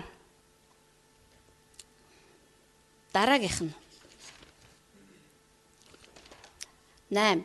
Бүх зүйл боломжтой гэж. Марк номын 10:27 дээр Бурханд итгэдэг хүнд бүх зүйл боломжтой. Бурханд бүх зүйл боломжтой гэж байж. За мэдээж Бурханд бүх зүйл боломжтой би энд итгэдэг. Та нар бүгд итгэдэг тийм үү? Бурханд бүх зүйл боломжтой. Эс бөгөөс тэр Бурхан биш. А за тэгвэл хэргийн учир нь сумны үзүүр нь хаана байна вэ гэхээр тэгвэл яагаад надад боломжгүй байгаад байгаа дээр л хамаг учир байгаа байхгүй. Бид нар оюун сан хараа итгэл бидний сүнсэнд өгөгддөг. Сүнс хүлээгээ авчдаг. Яг сүнс ч угаасаа Бурханыг таньсан учраас бүх юм боломжтой ингээд тийштэй. Тийм л мундаг Бурхан байхгүй юу? Бурханы асуудалд Бурхан чадах хэсгээр бид нар мэтгэлцэх шаардлагагүй. Бурхан бас бүхнийг чаддаг гэдгээр бүхий л амьдралаа ч өнгөрөх шаардлагагүй. Та итгэсэн ч итгээгүй ч тэр бүхнийг чадаа л байна. Харин сүнсэнд ирсэн итгэл чинь оюун санаа руугаа зөв орчуулагдах юм бол таны итгэл доошоо гүн явж эхэлнэ. Оюун санаа огт өөрчлөлт байхгүй байгаад байгаа учраас зүрх зүгээр л гацчаад байгаа байхгүй тэр хайртаа. Бурханд бүх юм боломжтой гэж гацчаад байгаа.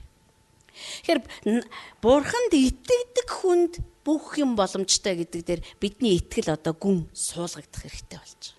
Би тэрэнд итгэдэг учраас энэ нь надад боломжтой юм байна гэдэгт итгээд итгэсэн зүйлээ бүр үнэртэх гэж байгаа шүү дээ бүр. Барааг нь харах. Сарад Бурхан жилийн дараа Сара хүүхэд төрүүлэх болно гэхэд инээдэг шүү дээ Сара. Сара бүр гайхаагүй, шоконд ороогүй бүр хөх инээд нь хүрсэн байхгүй. Үгүй та би юу да. 89-тэй чавганц шүү дээ. Дараа жил гэхээр эрдээдээ Сара хүүхэд гарах болж байгаа байхгүй. Тэгэхээр бид нар Бурхан тэнд мэдээж Сарагийн хэвлийг нээсэн. Гэхдээ Сара бас итгэх хэрэгтэй байсан байхгүй юу? Тэгээ бидний амьдрал өөрөө бүх зүйл боломжтой. Би яг ингэж амьдрах болно гэдэг тэр итгэлийн зохиолчоос бид нар олж авах хэрэгтэй. Еврей ном хэлэхдээ бидний Бурхан бол итгэлийн зохиолч гэж хэлсэн. Тэр итгэлийг эхлүүлдэг, тэр авч явдаг бөгөөд тэр төгсгдөг байхгүй юу? Би итгэл дотроо үнэхээр гүн баймаар байна гэвэл бидний гүнлүүд агуулаа л юм. Итгэж эхлэх юм бол бид нар харж эхэлнэ. Яг л нүдтэй учраас итгэл чинь. Тэгэхгүй хоосон яриад л ингээд одоо ингээд гिचээгээд би та нарт итгэлийн тухай түүх төмөн юм яриад л өстой ингээд судалгаа хийгээл тэрийг үзүүлсэн ч таны дотор юу ч ухагдахгүй бол та юу суухчгүй тэрийг. Гэхдээ толгой бол мэднэ. Одоо тийм дээ. Бурханд бол бүх юм боломжтой. Бид нар Мухаммедд бүх юм боломжтой гэж хэлж байгааг сонсоогүй. Бид нар одоо юу гэдэг Буддад бүх юм боломжтой гэж хэлж байгааг сонсоогүй. Тэгж хэлж чадахчгүй. Харин Христэд бүх зүйл боломжтой. Тэгвэл итгэдгийн юм чинь надад ч гэсэн бүх зүйл боломжтой. Яагаад тэр Бурхан биднийг ингэж бод гэж хүсээд байгаа юм бэ гэхээр боломжгүй юм руу биднийг авч орж байгаа учраас. Огт боломжгүй.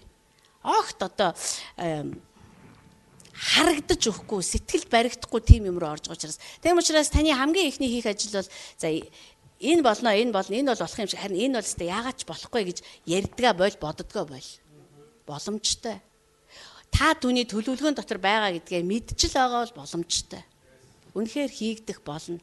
Бид нар зүгээр өнөөдөр амьдрал дээр болж байгаа зүйлдээ боломжтой гэж итгэхгүй юм бол гар тавихад өгсөн хүн амьлна гэж яаж итгэх вэ?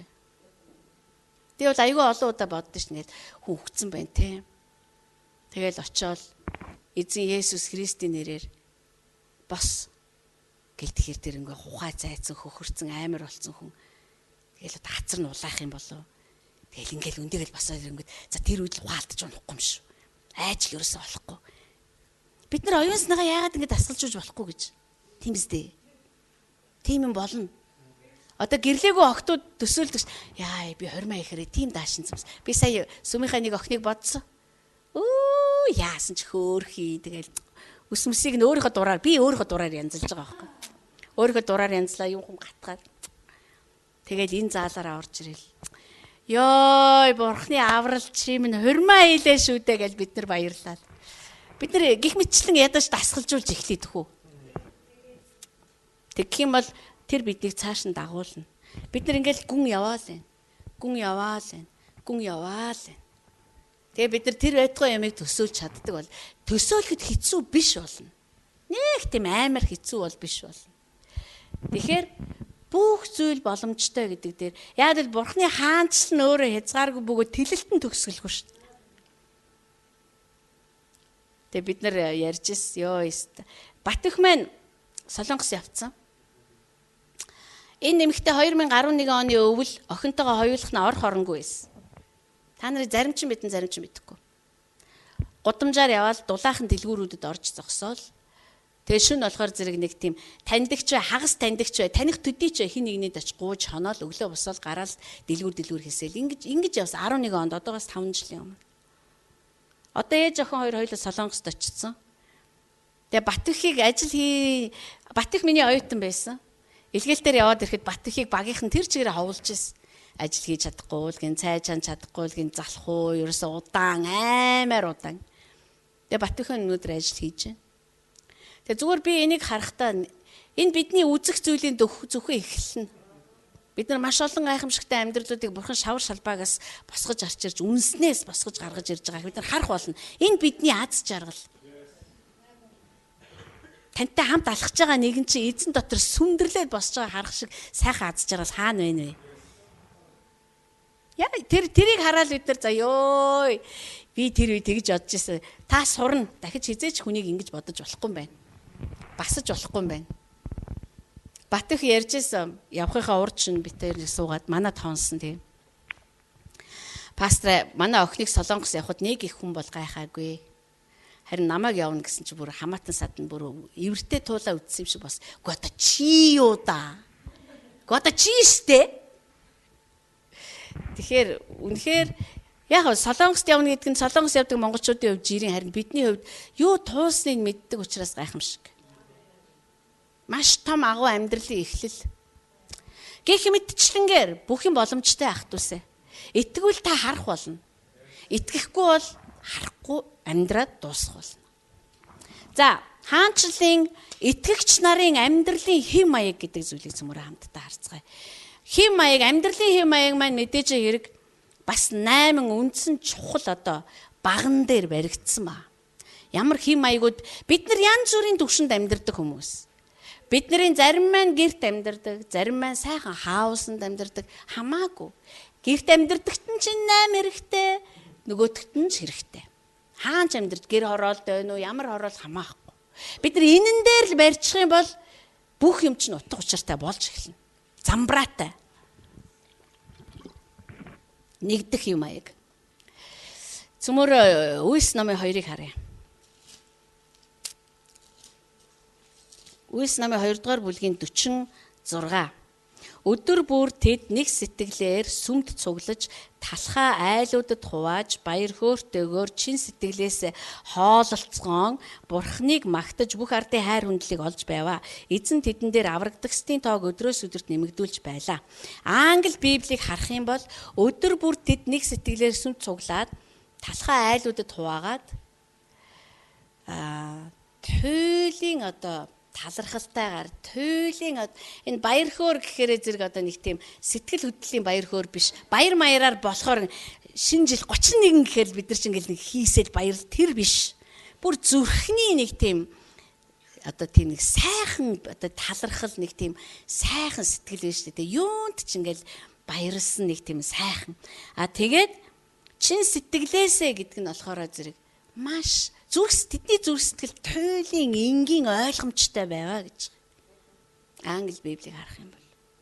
Тэгэхээр бидний амьдралын хэм маяг хинч харсан ойлгомжтой тийм энгийн бөгөөд хүчрхэг ойлгомжтой хэлбэрлэг очих хэвээр. Одоо энэ хамгийн сүүлд ингэж хэлсэн байна л да.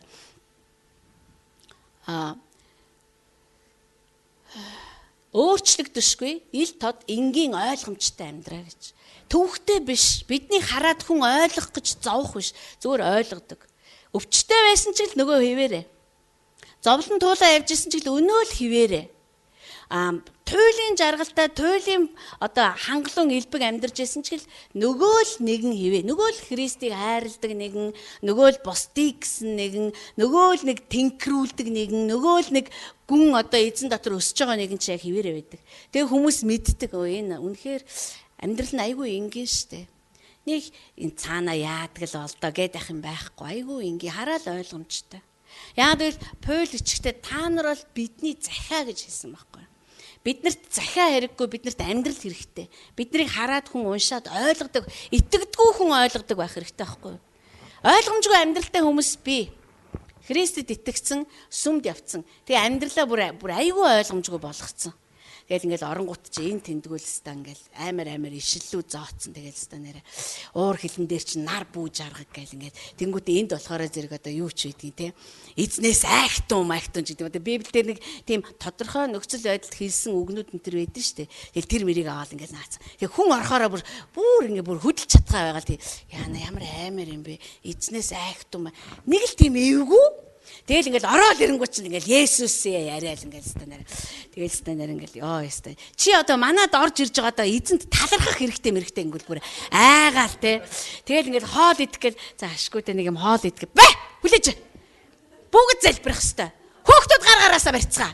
Ингээл хүүхдүүд нь бүгдээрээ гар гараасаа бариад ингээл амар урт залбирал нөгөө хүн чинь тэг хүн яах вэ гэхээр тэдэд очих чи айгу хэцүү билээ. Тэд нар ёс заншил маншил ямар ч амар юм. Тэгээд би бүр жиирхэж гоцорсон шүү дээ. Ингээл айтайхан ч сууж болохгүй. Тэгэл нөгөө эзэн энэ тэндээс хараач байгаа юм шиг. Бүр тавгуутай бүр ингээд бүр гачин болоо ямар тийм энгийн юм байхаа болоод ингээд бүр гайхшрал. Тэгээ нөгөө хүн чинь ингээд цай ууй гэвэл яат юм бол да ёсонд нь таарах болоо. За кофе ерөөсөө уудгүй гэсэн хилчүүл намайг Есүсийн нэрээр зайлмал гэждэг болоо яах вэ? Өнөө нөгөө дорж ахыг ирэхэд Есүсийн нэрээр зайл гэдэг бүр аюул болсон гэж хэлээ штэ гэл одоо бүр нөгөөдөг чи бүр тэр орчин дасан зогцгоо мэдхэн байгаад бүр уучраа олохоо болоод ингээ яв. Ажил дээрээ ч гэсэн тэгэл нэг л тийм айгүй тийм одоо тийм юр бусын жигтэй сүнслэг тэгэл ерөөсөө ингээл станаар. Тэгэл жорлон морлонд ингээл орхоо штэ. Би яг одоо Есүс Христийн нэрээр зайл гэж тушааж ингээл тэнгууд нөгөөтг нь бүр гайхшрал энэ ямар хачин балаа юм бэ яана гэж санаан зовоол мэдрэл нь муудж байгаа юм болоо яаж юм болоо. Тийм айлууд биш тэ Христэд итгэгч нар. Тэгээс манай бодизэнд хүн тамхи татах ч ясгүй гээл тамхины утаа өнөрчээл гараал бодизэндаа ингээл хэвээр Христийн нэрээр бүх тамхичдыг би зайл гэж тушааж ингээл хинч харсан ерөөс тэр амьдралыг ойлгохгүй юунд баяр хөөртэй одоо ямар юм даа хөөрцөглөөд байгаа юм одоо юун тэр сүмэн сайхан тэгэл одоо ингээл орж иргээл чөтгөр шулнаас яриад ингээл та диаволч одоо ингээд дайрдээ шүү тэгээ бүр хамаг нурууныхаа шар усыг босгоо тэгээ бүр нөгөөтэн босож гарахтаа харахгүй коридороор айгаа за ингээд дахиж танаад хизээч ирэхгүйгээр шийдээд гарна. Тэгээ энийг бол ойлгомжгүй гэж яриад байгаа байхгүй юу? Хамгийн гол нь яах вэ? Бид нар мэдлэггүйхээ улмаас би тэгж амьдрал одоо бурхан намайг туйлаас таална гэж итгэсэн байхгүй. Харин бурхан биднийг маш ойлгомжтой амьдр та нар ч одоо миний захиам юм шүү дээ гэж хэлсэн. Хинч орж гарсан ойлгомжтой. Хүн хараад ойлгодог. Ёо энэ бурханд итгэдэг хүмүүс нэрээ үнэхээр өөр юм аа. Ямар их эмх зэгц. Ерөөс ямар сайхан юм бэ? Мэддэг. Ойлгомжтой тий? Тэг бид нар ингэж амьдрч чадна штэ. Амар замбраагүй амьдралаар амьтны толгой эргүүлээл. Цаг нарч байхгүй, хийсэн ярьсандаа ч байхгүй. Ингээл орон гэр нь бүр ингээл ерөөс ингээл зүгээр нэг тийм одоо эрүүлжүүлэхийн камер шиг ингээл энд ч нэг юм хэвтэл, тэнд ч нэг юм гэвтэл ингээл одоо ингээл айгуу тийм хачин ингээ замбраагүй. Ярьж байгаа юм туйлын амар. Өөстө сүрж авахланд эзэн одоо Есүс Христийг хүлээж авахаас гэл ингээл яриад байдаг. Амьдралаас нь ерөөсөө нэг тийм сүрж авахлын ерөөс гэрэлтэж өгөхгүй. Тэгэхээр бид нар ийм ил тод үнэхээр ялгуулсан амьдралаар амьдрах хэрэгтэй. За, тэнд ичсэн байна л да. Тэгвэл хүмүүс чамд туслах даам баяртай байх болно гэж. Би энийг бол би үнэхээр чаддаггүй маа. Би одоо энийг үнэхээр яагаад ч дийлэхгүй байгаамаа. Чадахгүй байгаа юм аа хэлж сурах. Тэгэхгүй тэгэл чи энийг хийчихгүй байгаа мó те гэхээр эзэн чадна. Миний бурхан чадна. Чи намайг өнөөдөр чадахгүй гэж харж болно. Харин 1-р 2-р Коринтер хэлэхдээ намайг шинэ бүтээл гээ нөгөө хүнийг үгүй би зүгээр л чамайг энэ хан дээрээ хадаас хатчих болохгүй байгаа мó л гэж яриад байгаа. Үгүй бүх юм сүнслэг хатаас нь хүртэл сүнслэг гэл ингээд балаарай. Тэр тийм биш. Бид нар бол тэгж амьдарч чадна. Ойлгомжтой байж чадна гэсэн. 2-р загвар. Агуу удирдахч болохыг хүсвэл юун чухал болохыг мэдж амьдраа гэж. Тэгээ энд 2 зүйлийг тодорхой бичсэн ба. Та зарцуулж сураа гэж. Бид нар түрүүч бүтэн сайдэр ярьж байсан. Хүнд үйлчлдэг байж сур гэж. Тэгээ би сая нэг юуны тухай сонссон л доо.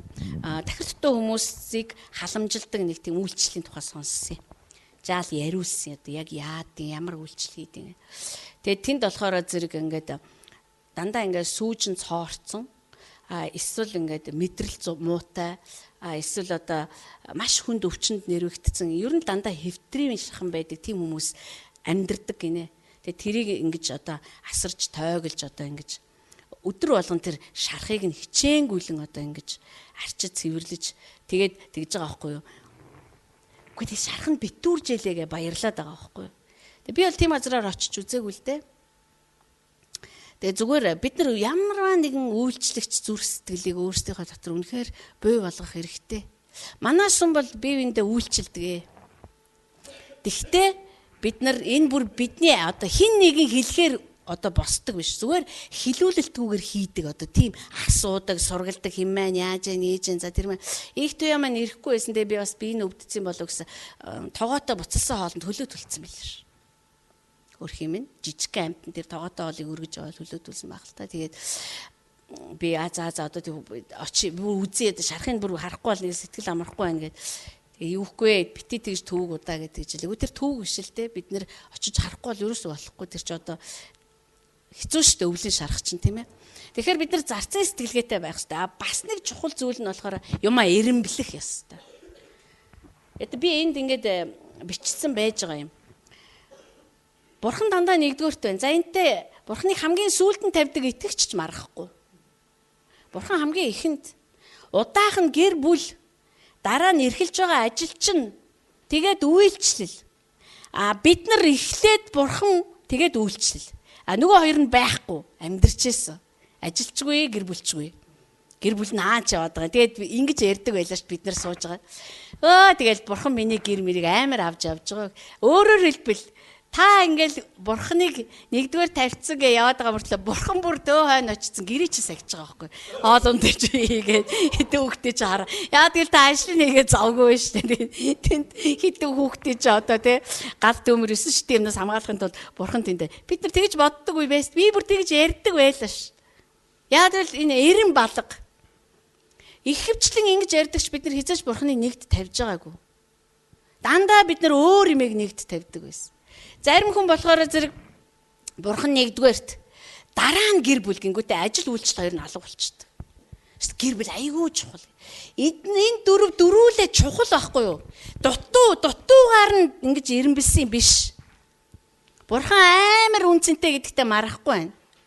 Гэр бүл ч гэсэн яг ижилхэн тийм үнцэнтэй. Эрхэлж байгаа ажилчин ч гэсэн тийм үнцэнтэй. Үйлчилж байгаа үйлчлэлчин ч үнцэнтэй. Үнцэнээр нь биш харин зүгээр ирэмбээр нь тавьсан байж ойлгож байна уу? Бид нар одоо жишээлбэл за манайх 5 хүүхэдтэй. Хамгийн чухал нь маа учраас маа нэгдүгээр хүүхэд биш шүү дээ. Зүгээр төрж гарсан дараалт нь тийм байгаа байхгүй юу? Тэгэхээр маань ч чухал, алдран ч чухал, хамгийн бага нь ч чухал, бүр зэм нь ч чухал. Манай зээ сая надаас та эмээ хэдэн хүүхэдтэй вэ гэсэн чинь 5 гэ хэлсэн чинь аюул болсон. 5 биш. Би бүр гайхаад биш яхаар 5 биш. Чи өөрийгөө оруулсан баг. Нэрээ тийм ээ чи мөн чи нэрээ би мартцсан байж. Тэгэхээр та нар ингэж ойлгох ёстой. Үн цэний хувьд ижилхэн гэхдээ ирэмб байх ёстой. Бид нар семинар ингээл янз бүрийн хүний үйлчлэл хэрэгтэй үеүүдээр та нарыг ажлаас ч салгадгүй. Шалтгаан чинь тэр байхгүй юу? Энэ сүмдэр хин ч ирээд үйлчлэх боломжтой байхын тулд та нар зүгээр өөрсдөө бэлдэх ёстой. Хин ч ирээд үйлчилждэг. Түүнээс ш энд ингээд нэг үйлчлэлийн төлөө та ажиллаа, гэр бүлээ, ял бурхныг хойшин тайл, бурхнаар хоолоо хийлгээл, ажиллаач хийлгээл ингэх шаардлага байхгүй. Ингэ чухал. Тэгэхээр үнц нь ижилхэн эрэмб дараа л өөр. Ойлгомжтой тий? Бидний амьдралд ингэж явагдах ёстой юм аа. Бид нар бурхан эцэгтэй хайртай байх ёстой. Бид нар түүний өгсөн гэр бүлийг хайрладаг байх ёстой. Бас түүний надад өгсөн боломж болох эрхэлдэг ажлаа хайрладаг байх ёстой. Тэгээ би түүний сүмд үйлчлэхэд үргэлж бэлэн байх ёстой. Ариун хүмүүст үйлчлэхдээ бэлэн байх ёстой. Бид нар ариун биш одоо итгэдэггүй хүмүүс ч гэсэн үйлчлэхдээ бэлэн байх ёстой. За, дараагийн загвар 3 гэж байна. Чамд бурхнаас өгөгдөх бүхнийг агуулах асар том багтаамж чадвар бий болгоё гэж. Энэ зөвхөн хүний дотоод багтаамж чадвар төдийгүй амьдрал чинь бүхэлдээ чадвартай байх ёстой. Гэр бүл нийлээд ямар ч том жаргал зовлон ямар ч нүсэр юм орж ирж исэн тэрийг өлхөнд авч гарч чаддаг тийм хүчтэй, тэнхээтэй. Ямар ч асуудал дундуур гараа явж чаддаг тийм хурц. Юу ч тохиолдсон тарж бутар сарнихын аргагүй шалгууруудыг давж гарсан тийм багтаамжтай байх ёстой байхгүй. Энэ бидний амьдрал байх ёстой. Юу ч болж исэн. Яа тэгэл хөрөнгө эд мөнгө гэдэг чинь хуурамч байдаг байхгүй. Бид нэг өдөр туйлын одоо хангалуун сайхан амьдарч байтал дараагийн өдөр юу ч тохиолдож болно. Бидний амьдрал шалгуураар дүүрэн байдаг. Тэгээ Явын амьдралыг бид нар мэднэ шүү дээ. Яв байж тээ үнэхээр багтаамжаа тэнд тэлсэн юм аа. Яа үнэхээр тэнд бүх талаараа түүний алдрыг тээх авдар болж цэвэршүүлэгдэж томорч чадсан байхгүй. Тэгэхээр одоо энэ гэр бүл дотроос зөвхөн та авдар биш байхгүй. Гэр бүл чинь тэр чигээрээ Бурхны алдрыг тээх авдар болох тийм л том одоо багтаамжтай болох хэрэгтэй. Эхнэр нөхөр хоёр нэг шугамн дээр ирээ. Ялангуяа итгэдэг бол. Одоо тэгэл эхнэр маань илүү сүнслэг яг би тэгжээтэл гүйцнээс гээд нэг тийм Монгол эрэгтэй хүмүүсийн нэг тийм наазгай эсвэл одоо нэг тийм одоо хойрох те нэг тийм заах тэгжээтэл маргааш болъё. За өнөөдөр шин 5 дахь өдөр. За энэ нэг өдөрөөс л эхлийч гэх шиг тийм юм байж болохгүй. Хоёулаа хүчтэй байх юм бол та хоёр амьдралыг амархан туулна шүү дээ. Нэг нь айгүй сул дорой, нэг нь хүчтэй байвал хүчийн чинь хам хүч чамайг тэнхрүүлэхэд зарцуулагдаад дуусна. Нөгөө нэг юм чирэх гээл ингээл гултчаал аль чи Библийг уншаад өгчөөчтэй, аль чи залбираад өгчөөч. За одоо чи ингээд өгчөө, чи энийг нэг ойлгоод өгчөөч гэл ингээл бүр үнэхээр хэцүү шүү дээ энэ чинь. Тийм болохоор зэрэг бид нар багтаамжаа үнэхээр эхнэр нөхөр хоёр бас л нэг даалгавар өгье. Очоо ярилцаа суул та. Хоорондоо ямар байдал дээр явж байгаагаа ярилцаа. Тэгээ бүр шийдээд тэгээ өнөөдөр шийдсэн юм бол тэрэн дотроо тууштай маргааш нөгөөдрийг алхахад бэлэн нэг тийм одоо хуучин хүнийхээ өмсгөлүүдийг тайлж хаях цаг ирсэн байхгүй. Нэг л их шин юм хурааж аваад байдаг тулам нь хуучин. Есүс юу гэсэн мэгээр тулам зад тавина л гэсэн ш. Шин дарсыг хүлээж авч чадахгүй гэж. Дандаа багтаамжийг яриад байгаа байхгүй. Үр хүүхэд маань ч гэсэн юм багтаамжтай байх хэвээр. Тэгэхгүй айгүй гүйхэн. Нэг жоох юм ороод ирэнгүү тэгэл хайлал алга болчтой. Тэн дотор юу ч тогтох боломж байхгүй. Харин юм орж ирэх тоолонд л гэр бүл өөрөө дотроо ингэж гүн болж идэг, том болж идэг. Улам ихийг хүл хаанчлал ирэх гээд шүү дээ бурхан минь. Хаанчл гэдэг чинь одоо юу вэ нэрээ? Агуу шүү дээ. Би сая өнөөдөр машины чи аваад очно гэхэд би үнэхээр баярс. Үнэхээр бүр ингээ бүр тэр гэр дотроо байж чадахгүй тогтож чадахгүй. Эхлээ хэсэг уйллаа. Тэгээл өстө бурханд баярлал бүр ингээл хинт баярлах уу бүгдээрэнд нь баярлалаа болоод одоо ерөөсөө ингээл биднэрт гүн багтаамж хэрэгтэй. Гүйхэн байвал бид нар эсвэл баярлсандаа галзуурна эсвэл зовсондоо солиорно. Бидний амьдралд хаанчлал ирэх учраас одоо бид нар монголчууд ярьдаг сайлаа бэлтгэхээр саваа бэлдъя гэж. Саваа бэлдэх хэрэгтэй. Сая бат их маань явах гэдэг нэг чемодан дотор юм аа. Би бас бодвол за чемодан сав нь юу болж байгаа болмол гэж бодсон. Чемоданаа барил ороод ирэх юм. Ашгүй чи чемоданаа хизээ авсан гэж айл дээр авцсан гэ. Болж штэ сайлаа бэлдэхээр саваа бэлдэн штэ. Ямар сайхан юм бэ? Авцсан байна штэ. За дараагийнх 4-р загвар. Золиос гаргадаг зүрхтэй бай гэж байна. За золиосыг бол бид нар үнэндээ л нэрээ новшуулгасан дөө. Сүм рүү явж байгаа гаач золиос гээл өвлийн хүүтэнд өглөө 9 цагаас суглаанд явж байгаа гаач золиос гээл жоохон даарсны гаач хумста би таны төлөө өстө улаан махаараа золиосоо төлж байна гэж бодоод аюу тэнэг байсан шүү дээ бид нар. Яг вэ хүүхэд шиг байхдаа хүүхэд шиг боддог байлаа.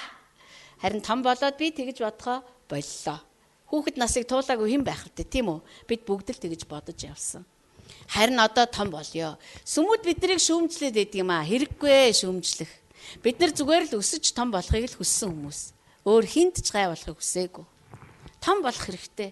Нялхаараа байхыг хүсээ тэн дотор ялцрах шаардлагагүй шүү дээ. Өрөвдмөө шүү дээ тэр чинь. Тэгэхээр золиос гэдэг бол илүү өөр юм.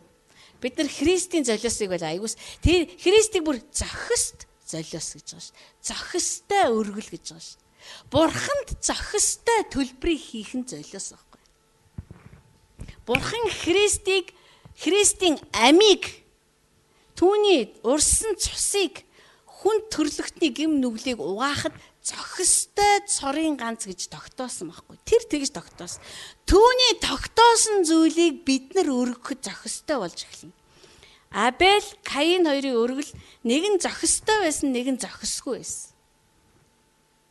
Өвс нэг нь амтан гэдэгтэй ч зүгээр бурхан юуг зохистой гэж харж байгаа тэрийг үйлдэх нь таныг золиосын зүрх сэтгэлтэй болгож байгаа байхгүй.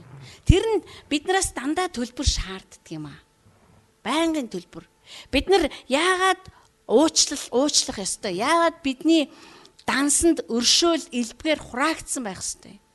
Яагаад би гэвэл хэрэгтэй цагт бид нэр түүгээрээ төлбөр тооцоогоо хийхийн тулд байдгүй учраас хураадгүй учраас бид нар тооцоо хийж чадахгүй. Хин нэг уучлахад аюу төвхтэй байгаад байгаа юм. Бид нар үргэлжил зөвтгөгдсөн, үргэлжил одоо тийм төгс байхыг оролддог учраас. Тийм болохоор золиос гэдэг бол за би ямар ч сайн юм хийсэн гэсэн энэ хүн эргүүлээд над руу нулимж том болцсошгүй юм байна гэдэг өөрийгөө бэлдэх ёстой. Гэхдээ Есүс бүр тэр чигээрээ золиосын зүрх байсан. Гэхдээ тий өөрийг нь худалдаж 30 мөнгөн зоосоор штэ. Бас чиг яах вэ? Тэр үедээ мөнгөлтөө тэр 30 мөнгөн зоосоорч газар авах гэсэн байхгүй юу? Тэгээд тэр Юдастай Есүс амьдарч байхдаа яагаад тийм тайван байж чадсан юм бэ? Яагаад л тэр мэдэж байсан байхгүй юу? Мэдчихсэн. За нэг цагт энэ намайг зарна шүү дээ. Тэр мэдчихсэн учраас тэр яг л зүгээр л юу ч төрийн тэрнийг алмаар болж чадахгүйсэн. Бас нэг ишлэл дээр сайн мэдээний 4 номны 1 дээр тэр өөрийгөө хүмүүст өгсөнгүй гэж байгаа ш. Есүс хүмүүст тэр ингээл үхсдээ самжуулаад ингээл та бол Израилийн хаамаа ингээл магтаал тэгж байгаа хүртэл Есүс уярж өөрийгөө тэдэнд өгөөг байхгүй. Дараад нь загалмаад өлгүүлсэн байхдаа би чамааг уйман өвчнөөс чөлөөсөө чист ямар новш вэ гэл тэр хар хор санаал өстө би тэр тэгж яхад энийг ингэжсэн энэ ээжийг нь би тэгжсэн энийг цорын ганц хүүгийг би үхгсдээс амьлуулж исэн ямар өөдгүй юм бэ тэр ерөөсө тгээгүй яад л тэр мэдэж байсан. Тэгэхээр бид нар энэ зам дээр гарч ирэхдээ ийм юм болно, ийм хүмүүс гарч ирнэ. Ийм хүмүүс би ч өөрөө тэр нэг нь ээж магадгүй юм аа. Петрийг урахыг тэр мэдчихсэн шүү. Тэгэл юм л бол Петрийг ад үзээл те. Юм л бол тэр ирээдүйд болох үйл явдлаар нь дарамтлал. Тэгэл эсэм бол бурхны төлөвлөгөө зогсох байсан шүү. Чи ч угаасаа нэг тийм ураг чинчтэй дээ ер нь. Гэл нөө Петр нь бүр гайхаад яагаад намайг ингэж хилээд ид харахууландаа л намайг нэг ураг чинчтэй гэх ямар сони юм бэ. Бүр нэг дүлцэн царайлчаал гэл ингээд. Тэгтээ Есүс айгүй саруул хിവэрэл хайрлсан хിവэрээ бүр эцээ хүртэл хайрлав гэж байгаа шүү. Яагаад гэвэл тэр хин урваад явах уу? Хин урвсан ч өөрт нь хайртай вэ гэдэг тэр мэдчихсэн байхгүй. Бид нар ч гэсэн одоо бие бинийгээ багсаа мэдж байгаа шүү. За энэ мэн яах вэ? Ингэж ярьсан ч гэсэн надад хайртай юм чинь. Яхад тэгэл ойлгоо шүү. Хайр гэдэг чинь хамгийн агуу гэж Коринтчуудад Паул бичээ хэлсэн байгаа шүү. Та нарын бэлэг авьяас маяас хайр агуу шүү. Тэгэхээр золиосын хандлага бидний дотор үүсэж бэлэн болох болтугай. Бид нар ирэх хагас өдөр залбирж байхад энэ бүх зүйлсүүд бидэнд үнэхээр орж байгаасай. Одоо энэ зүйл рүү бид нар ороход өөрсдөө тавьж өгөөсэй. Яг энэ тохирсон одоо энэ амьдрал нь бидэнд үүссэн байхын тулд бурхан бидний тохиргоог хийгээсэй. Бидний зүрх сэтгэлийг шинчлээсэй. Бидний зүрхэнд одоо хагалгаагаа хийгээсэй. Би тэр хагалгааныхын ширээн дээр татга ятга хийхгүй шиг 50 амгалан гівтэх юмсан аа. Түүнтэй уулзах юмсан. Энэ бидний эрх хагасны одоо залбирал байх болно. За 5 дугаар загвар гэж байна. Юр бусын итгэлийн амьдралаа гэж. Бид нар өчигдөр орой удирдагч нар сууж байгаад ярьлаа. Юр бусын итгэл гэж. Итгэл том байх, итгэл жижигхэн байх, зарим хүмүүс ярьдаг шээ. Миний итгэл арай л багтаад байна гэж. Тэгэхээр бид нар өчигдөр ярьж байгаад итгэлийн хэмжүүрийг гаргаж ирсэн. Итгэл том байх, жижиг байхтай гол нь биш. Яагаад гэвэл Есүс хэлэхдээ гिचийн үр төдий итгэл байхад чи уулыг нүүлгэнэ гэсэн шүү дээ. За тэгэхээр хэмжээ биш болж таарж байна тийм үү? Миний дотор одоо 10 кг итгэл байна. Чиний 2 грамм байна ч гэдэг юм. Тийм биш байгаа байхгүй. Итгэл өргөн уудамдаач биш байгаа байхгүй. Зүрх өргөн уудам тухай бид нар ярьж болно. Харин итгэл тэгвэл доошогоо хэр гүн байгаагаас хамгийн шалтгаан гарч ирж байгаа байхгүй. Гүн явах ёстой тэр. Өнөөдөр бид нар магадгүй бидний зарим нь энэ ярьж байгаа зүйлийг ойлгож чадахгүй яа тэгэл тулчаад байгаа учраас. Яаж ч ойлгохыг хичээгээд тулчаад байгаа учраас. Яг л худаг өрөмддөг шиг. Харин тэрэн дотор ноцолтой байх юм бол тэр паркэл доошоо ороод нэгэнт доор нь ийм юм байгаа гэдгийг бид нар мэдээд авсан учраас энэ ойлголтын дээр очих байхгүй. Тэгэхээр юр бусын итгэлийн одоо тийм одоо гүн байдал руу бурхан биднийг дагуулах болтугай. Тийм учраас би та нарыг Библийг уншихдаа ариун сүнсний удирдамж, ариун сүнсний ганцаарчилсан сургалтын дотор байгаа ч гэж хэлээд байгаа юм. Ариун сүнс бидний ойлгож чадахгүй байсан олон зүйлийг бидэнд ойлгуулж өгнө. Бүтэн бүлгээр нь ярьж өгнө. Ер нь бол ойлголт яаж ирдэг гэж бид нар энийг уншихдаа нөгөө энэ дотор байгаа янз бүрийн ойлголтын фильтрээрээ уншиж байгаа шүү дээ. Харин ариун сүнс биднийг удирдаад ингээ уншихаар би яадаг вэ гэхээр ийм л амархан байсан биз дээ. Би одоо юуг нэг ойлгохгүй байсан юм болоо. Яг тэгж хүлээж авдаг байхгүй. Тэгэхээр итгэлийн юр бусын төвшөнд бид нар очих хэрэгтэй. Тэгжээж бид нар боломжгүй зүйлсэд итгэж эхлэх юм аа. Бидний амьдралд бүх юм боломжтой. Бид нар бие биендээ сайн сайхныг ярьж өгч сурах хэрэгтэй. Өнөөдөр байгаагаар нь биш. Үгүй ээ, ингэ штэ. Чамайг ийм амьдрал хүлээж штэ. Үгүй та ингээл би тэгж харж гэн, би эзэн Есүсийн нэрээр иш үзүүлж гэн гэхээсээ илүүгээр тэр хүнд оюун санаагаа тэлэхтэн тусалж өгс тоо шүү. Нэрээ ийм байж болох юм биш үү? Нэрээ л яг тэх юм байна да. Үгүй нэрээ л ийм шүү дээ. Та ч гэсэн хамтдаа явж. Тэгэхээр итгэл яхаа үхээр дон гэ хатуу байгаа хатуу газар чинь сайхан балбаж өгнө шүү. Тэгэл та доошоо улам гүн суулгагдана шүү. Хичнээн хол, хичнээн гүн юмыг харан төдий чинь хөдөлгөө байлгүй шүү. Гүн болно шүү. Одоо манай цуглаанд одоо шүдний эмч байна, одоо зүгийн эмч байна одоо. Бид нар ирээдүйд сайхан эмнэлэгтэй болно шүү дээ. Яагаад болохгүй гэж. Бүр цогц үйлчлэгээтэй. Бүр цогцоор нэмчилдэг. Тэгээ совиллынхаа газартай. Бид нар ингээ суугаа ярахаараа баярлдаг ш. Тэгээ нэг өдөр бид нэнд очицсан явж ш. Яагаад гэвэл бид нар тэрийг хамтдаа ухалцсан байхгүй юу? Бид нар хамтдаа ухаж тэр итгэл дээр очисон байхгүй юу? Юу бидний өрөм юу юм бэ? Бурханд бүх юм боломжтой. Тэгээ бид нар өрөмдөөлөөсөн бид нар тэн дээр очиж ш. Тэгээд магадгүй өнөөдөр бид нар эмнэлэг гэж харж байна. Гэтэл эмнэлгээс цаашгаа юу болж гүн рүү орохыг бид нар хэлж мэдэхгүй шүү дээ. Тэгээ нэг өдөр бид нар илүү цаатахрыг нь олж харна шүү дээ. Эмнэлэг гэдээсэн чи ийм учиртай байсан юм биш үү? Эмнэлгийн цаана ийм юм байсан байна. Бид нар ийм зүйлсийг яагаад ярьж болохгүй гэж? Яагаад ийм зүйлсийг бид нар бодож болохгүй гэж? Яагаад мөрөөд гэж бид нар цаанаасаа мөрөөдөх чадварыг өгсөн байна? Бид нар энэ чадварыг хөгжүүлж болчин суулгах хэрэгтэй. Бид нар сургуультай болмоор байна шүү дээ. Тийм ээ? Хаанчлалын ирээдүйн хүүхдүүдийг сургадаг сургууль бидэнд хэрэгтэй шүү. Бид нар энийг заавал эзнээс иш үзүүлгээр хүлээж авах гал хүлээгээс суух албагүй шүү. Бид нар сургуультай болно, сургууль маань ийм болно, ийм байшинтай болно, ийм хүүхдүүдтэй болно, ийм хүмүүс багшлах болно. Бид нар ингэж явах болно, ингэх болно, тэгэх болно гэж эн чинь цаашаа явна шүү. Гэтэ Монголд тэртээ тэргүй олон христчин сургуулиуд бий. Яванда христчин утгаа гээдсэн бүгдээрээ. Харин жинхэнэ хаанчлалын үндсийн бүхий л хичээлүүд дээр нь хамтдаа яригдаж байдаг тийм сургууль бий болно. Одоо бол эргэлзэх ямар шаардлага алга. Бид нар илүү бүтээлч, илүү бүтээн байгуулагч, илүү одоо тийм оюун санаа одоо шин зүйлсээр дүүрэн байх хэрэгтэй. 6. За энэ их чухал 6 дугаар зүйл. За бүгдээрээ чухал л да. Гэхдээ энэ бүр үнэхээр маш чухал зүйл аа. Бид нар бие бинийгээ үнэхээр өмгөөлж хамгаалах хэрэгтэй. Бие биенийхээ эсрэг биш, бие биенийхээ төлөө бай сурах хэрэгтэй. Тэгээ энд хэлсэн ба. Джонатан Дэвид өөрөө хэлжсэн. Та над руу ойртооч гэж бид нар сая дуулсан. Аминч хувиа хичээсэн. Хин нэгний төлөө байдаггүй хүн лөө бурхан мянган энэ дууг бүр өглөөнөөс өдөөш хүртэл хоолоогоо сөөгөө улаан хоолоогоо тасартал дуусан ч ойртохгүй.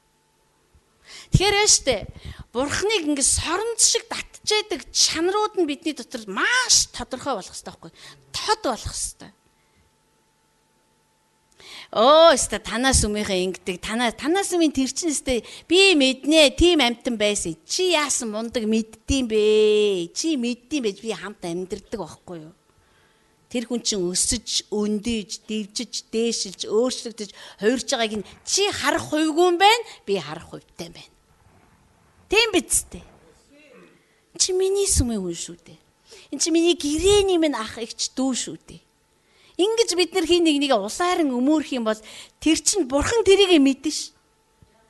Тэнгэрэлч хүртэл тэр хинбэ гэдгийг мэдэн ш. Тийм зан, тийм одоо үйлдэл, тийм зүрхтэй хүнийг тэнгэрэлч хүртэл таних ш.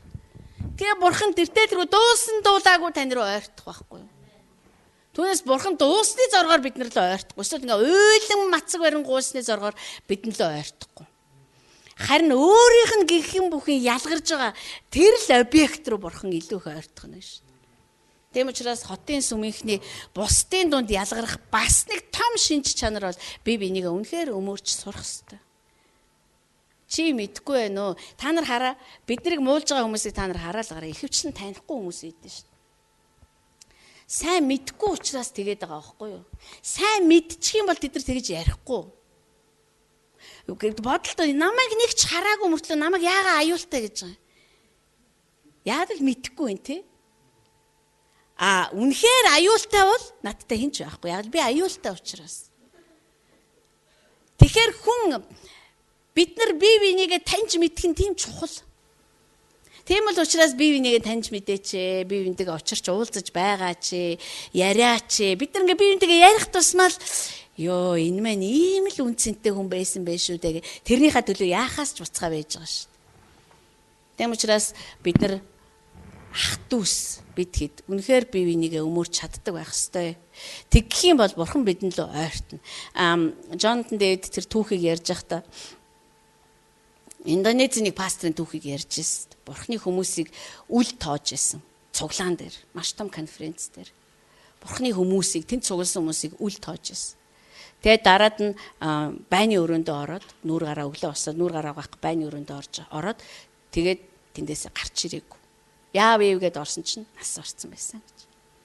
Бурхан жигшдэг байхгүй юу? Амьдрах шаардлагагүй гэж үздэг. Яагаад гэвэл тэр Бурханы өөрийнх нь хүмүүсийг үл тоож байгаа учраас. Тэр хүүгээ илгээсэн штэ. Тэгээ цусыг нурсгасан штэ. Ичгүүр мичгүүр бүх юмыг хүүгээ туулахыг тэр зөвшөөрсөн штэ. Тэгээд биднийг үхтэл харамлахаар шийдсэн байхгүй юу? Гэтэл бид нар биенийг үхтэл харамлахгүй байхаар чи яах юм бэ? Бүр хушуу нээлцэн бүр харин тий.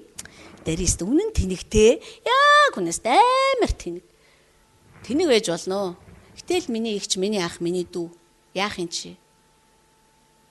Ийм нэг эрхэм зүйл бидний амьдралын баг нь болж босох хэрэгтэй байна гэж. За сүүлийнх нь биш долоотх нь ариун сүнсийг удирдахчаа болго. За хагас өдөр бид нар үнэхээр энэ би таныг хагасны залбиралтаа өөрсдөө бэлдээсэй гэж хүсэж байгаа. Үнэхээр ариун сүнс та тэр газар намайг яамаар байна. Үнэхээр ажиллаарай. Бид нар зүгээр нэг ёсчилж юм иймэргүй байна. Үнэхээр амьд оршихуу дотор бид нар нэг тийм амьд одоо тий удирдамжтай залбирал дотор ариун сүнс яаж удирдах байгааг бүр сохор хүн ч гэсэн олж харж чадхаар тийм баймаар. Тэгэхээр ариун сүнс биднийг яаж Христийг дагуулж ийсэн шигэ дагуулах ёстой. Миний дотор ажиллах ёстой. Миний амьдралд ажиллах ёстой. Энэ бол бидний өдөр болгоны гуйлт байх ёстой. Та нар хэрвээ өдөр болгон суугаад, эзний өмнө суугаад залбираал ингээд суух юм бол та бүр хідэн цагаарч суух тийм их ярих зүйл танд байгааг олж нээнэ. Үнэхээр тэгж суудгүй байхгүй бид нар. Төвхтэй юм шиг санагдаал эсвэл тэгэл яахаа мэдгүй тэгэл тойрол гүгээд ингээл бүр тойрол гэл. Харин тэгж болохгүй гэж Есүс хүмүүст хэлэхдээ залбирлыг нэг гайхалтайгаар хэлсэн байгаа шүү. Та нар залбирлыг зүгээр хүмүүсийн өмнө хийдэг тоглолт болгочихжээ. Тэгэл ерөөсө гудамжны болон зогсоол залбирдаг. Хүмүүс намайг ямар залбирдаг болохыг таньж мэддээсээ магтаасаа гэж. Харин би чамд хэлье чи нууц өрөөндөө ороод залбираа гэж. Тэнгүүд бид нар юу гэж ойлгосон бэ? Залбирлын өрөөтэй байх хэрэгтэй мэн. Ингүүтээ одоо би жишээлбэл яна бурхан минь манай залбирлын өрөө байхгүй шүү дээ. Тэр залбирлын өрөө гэж яриаггүй. Тийм өрөөтэй байл бурхан алдар шиг өрөөгүй байсан ч алдар шиг. Энэ зүрх сэтгэл чинь таны өрөө шүү дээ. Тэгэхээр та энэ нэгэнд би залбирсан учраас ийм үйл явдал өрнөлөө гэхийн оронд зүгээр л залбирал дотор чимээгүй эцэгтэйгээ хамт алхах тухай ярьсан байхгүй Есүс. За 8. Энэ бүхэн миний ярьснаас илүү та нар өөрсдөө баяжуулах хэрэгтэй шүү. Тэгжээж эн чинь таны амьдралд яг жинхэнэ утгаараа босож ирнэ. Биднэрт садаа болж байгаа бүхнийг нураа. Та надтай санаа нийлж гинөө. Эрүүл мэнд намайг урагшлуулахгүй байвал нураа. Биш. Эрүүл мэндийг уучлаарай. Өвчин. Би яагаад гэвэл эрүүл байх хэрэгтэй байна. Эрүүл байхад юу шаарддаг чинь би сурыг. Харин өвчин, хагас дутуу байдал, гэмтэл, гинтийн осол бүх зүйл үнэхээр зайлсан байх хэрэгтэй. Бидний амьдралд ямар ч занал хийлийн хан байх ёсгүй. Санхүүгийн асуудал байна уу? Бид нар нэг хагас өдөр энэ талаараа залбирна. Бид нар баян болгооч гэж гуйхгүй. Харин бид нар санхүүгийн альва саад бэрхшээл урагшаа явахад нь садаа олжгол өшгөж хаян тэрийг. Бид нар балбаж нураана. Яагаад гэвэл би хангагдах биш. Би хангагдаад зогсохгүй надаар дамжуулаад урсах тэр хангамжийн төлөө би одоо зам цэвэрлэх ёстой. Энэ намайг үйлчлэхэд садаа болоод байна. Энэ хан нурж унах ёстой. Яг үнэндээ бол энэ хан аль үжээний хөдөлгөөнд орсон байхгүй юу? Бид нар өөрсдийнхөө амьдралаас харах. Бид нар ингэж хүчээ нийлүүлээд ингэж залбирахгүй бол одоо ганц төмрөө өөрийнхөө санхүүгийн төлөө барихраад нэмэргүй. Хүч орж ирэх ёстой. Хүч орж ирж аж бид нар тийм л мундаг юм бол Йошуа ганцаараа тойрохгүй яасан тэр ханыг. Тийм лагл юм бол эсвэл дан тахилч нартай явах нь яасан. Эсвэл авдраа өөрөө явах нь яасан. Бүх Израиль тэрийг тойрох хэрэгтэй байсан шүү дээ. Яг нэг дуугаар уухаа хашгирах хэрэгтэй байсан шүү дээ. Тэгэхэд харин тэр хан зүгээр л өвс шиг нурсан байхгүй. Бидний амьдралд гэр бүлийн асуудлууд тэг болж гэнэ үү? Урагшлыг гэхээр гэр бүл зулгааж гэнэ үү? Бидний эхнэр хүүхдүүд нөхрүүд тэнд биднэрт одоо урагшлахад минь дөнгөлж гэнэ үү? Тэднийг Христийн нэрээр зайлгах биш харин Христийн нэрээр тэр ёрын хүчийг бид нар түлхээж унаах хэрэгтэй байхгүй. Юу урагшлахад минь садаа болоод байна вэ?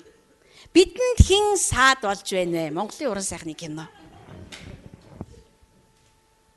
Тэр өдгөө бид нар биднийг бурханлаг амьдрахад саад болж байгаа хууль гарч ирж байхад хүртэл залбирах хэрэгтэй. Юу ч биднийг саад болж урагшлахад минь бурхан эцгээ танихад минь саад болж чадахгүй. Үнэхээр чадахгүй. Тийм болохоор зэрэг ийм амьдралын хэм маяг бидэнд орж ирэх ёстой. Ичгүүр байна уу? Өөрийгөө үнэлэмж дор байна уу? Эсвэл та өөрийгөө чамлж байна уу? Эсвэл та өөрийгөө ойлгохгүй байна уу? Энэ бүхэн чинь хан штэ. Хичнээн одоо дэврээж бодох тусам хан өндөрсөн. Харин бид нар хамтдаа залбирж эхлэх үед энэ ханнууд нурж эхэлнэ. Тийм болохоор зэрэг бид нар ийм ажиллагаанууд руу орсон. Би таныг энэ сэтгэлгээ, амьдралын хэм маяг энэ төр бол таны үнэхээр ширээн дээр чинь байж ах хэвээр зүйлээ гэж хэлж байгаа. Ер нь бол штэ үннийг хэлэхэд энэ сүм дотор хамт алхахаар шийдсэн ч бай. Хэсэг хугацааны дараа энэ сүмийг орхих ч бай. Энэ бол тантай хамт байгаасаа билээ. Тэгэх юм бол та үнэхээр өөр болно. Яг л Есүс хэлсэн штэ. Матай 5:6-7-ыг номлочоод яг үүн дээр байшингаа амьдралаа барих юм бол хатан дээр байшингаа барьсан мэрэгэн үнэтэй адилхан болно гэж. Бид нар нэг зүйлийг ойлгох хэрэгтэй. Би өнгөрсөн 7 хоногт бодож ирсэн. Бурхан диавол болоод түүний харанхуй ажлыг нураахын тулд бүхий л хүчээ дайчлаагүй. Бүхий л мэрэгэн ухаанаа цуглуулж ирээд зохиогоогүй. Бурхан зүгээр л загалмайн муухаглаар тэрийг ялсан байхгүй. Дайсныг ялахад бурханд мэрэгэн ухаан хэрэг болд юм биш. Харин та хоёр хамт хандчлахад түүний мэрэгэн ухаан хэрэгтэй байдаг байхгүй. Тэгвэл бид нар яахаараа дайснаа ялахад хамаг инээр хүчээ зарцуулна гэж. Харин бид нар хаанчлалыг барьж байгуулахад хамаг хүчээ зарах болно. Дайсныг бол би байх ёстой газар нь байлгана. Хувь тавилангийг хэлж өгнө. Хин тэрийг алга ташаад өгтөхийг нь ярьж өгнө. Тэгж чадах уу бид нар? Чадна шүү дээ. Би таныг чадаасаа гэж би чадна гэж шийдээсэй гэж үсэж байна. Цөмөр хамтдаа босъё. Тэгэд намайг дагаад хэлээрэй. Би чадна гэдэгтээ итгэлтэй байна. Би чадах болно. Тантай хамт амьдрах болно. Миний сэтгэлгээ өөр байх болно. Таны үн цэн дээр байгуулагдах болно. Миний амьдралын хэм маяг өөр байх болно. Таны үнцэн дээр барьж байгуулагдах болно.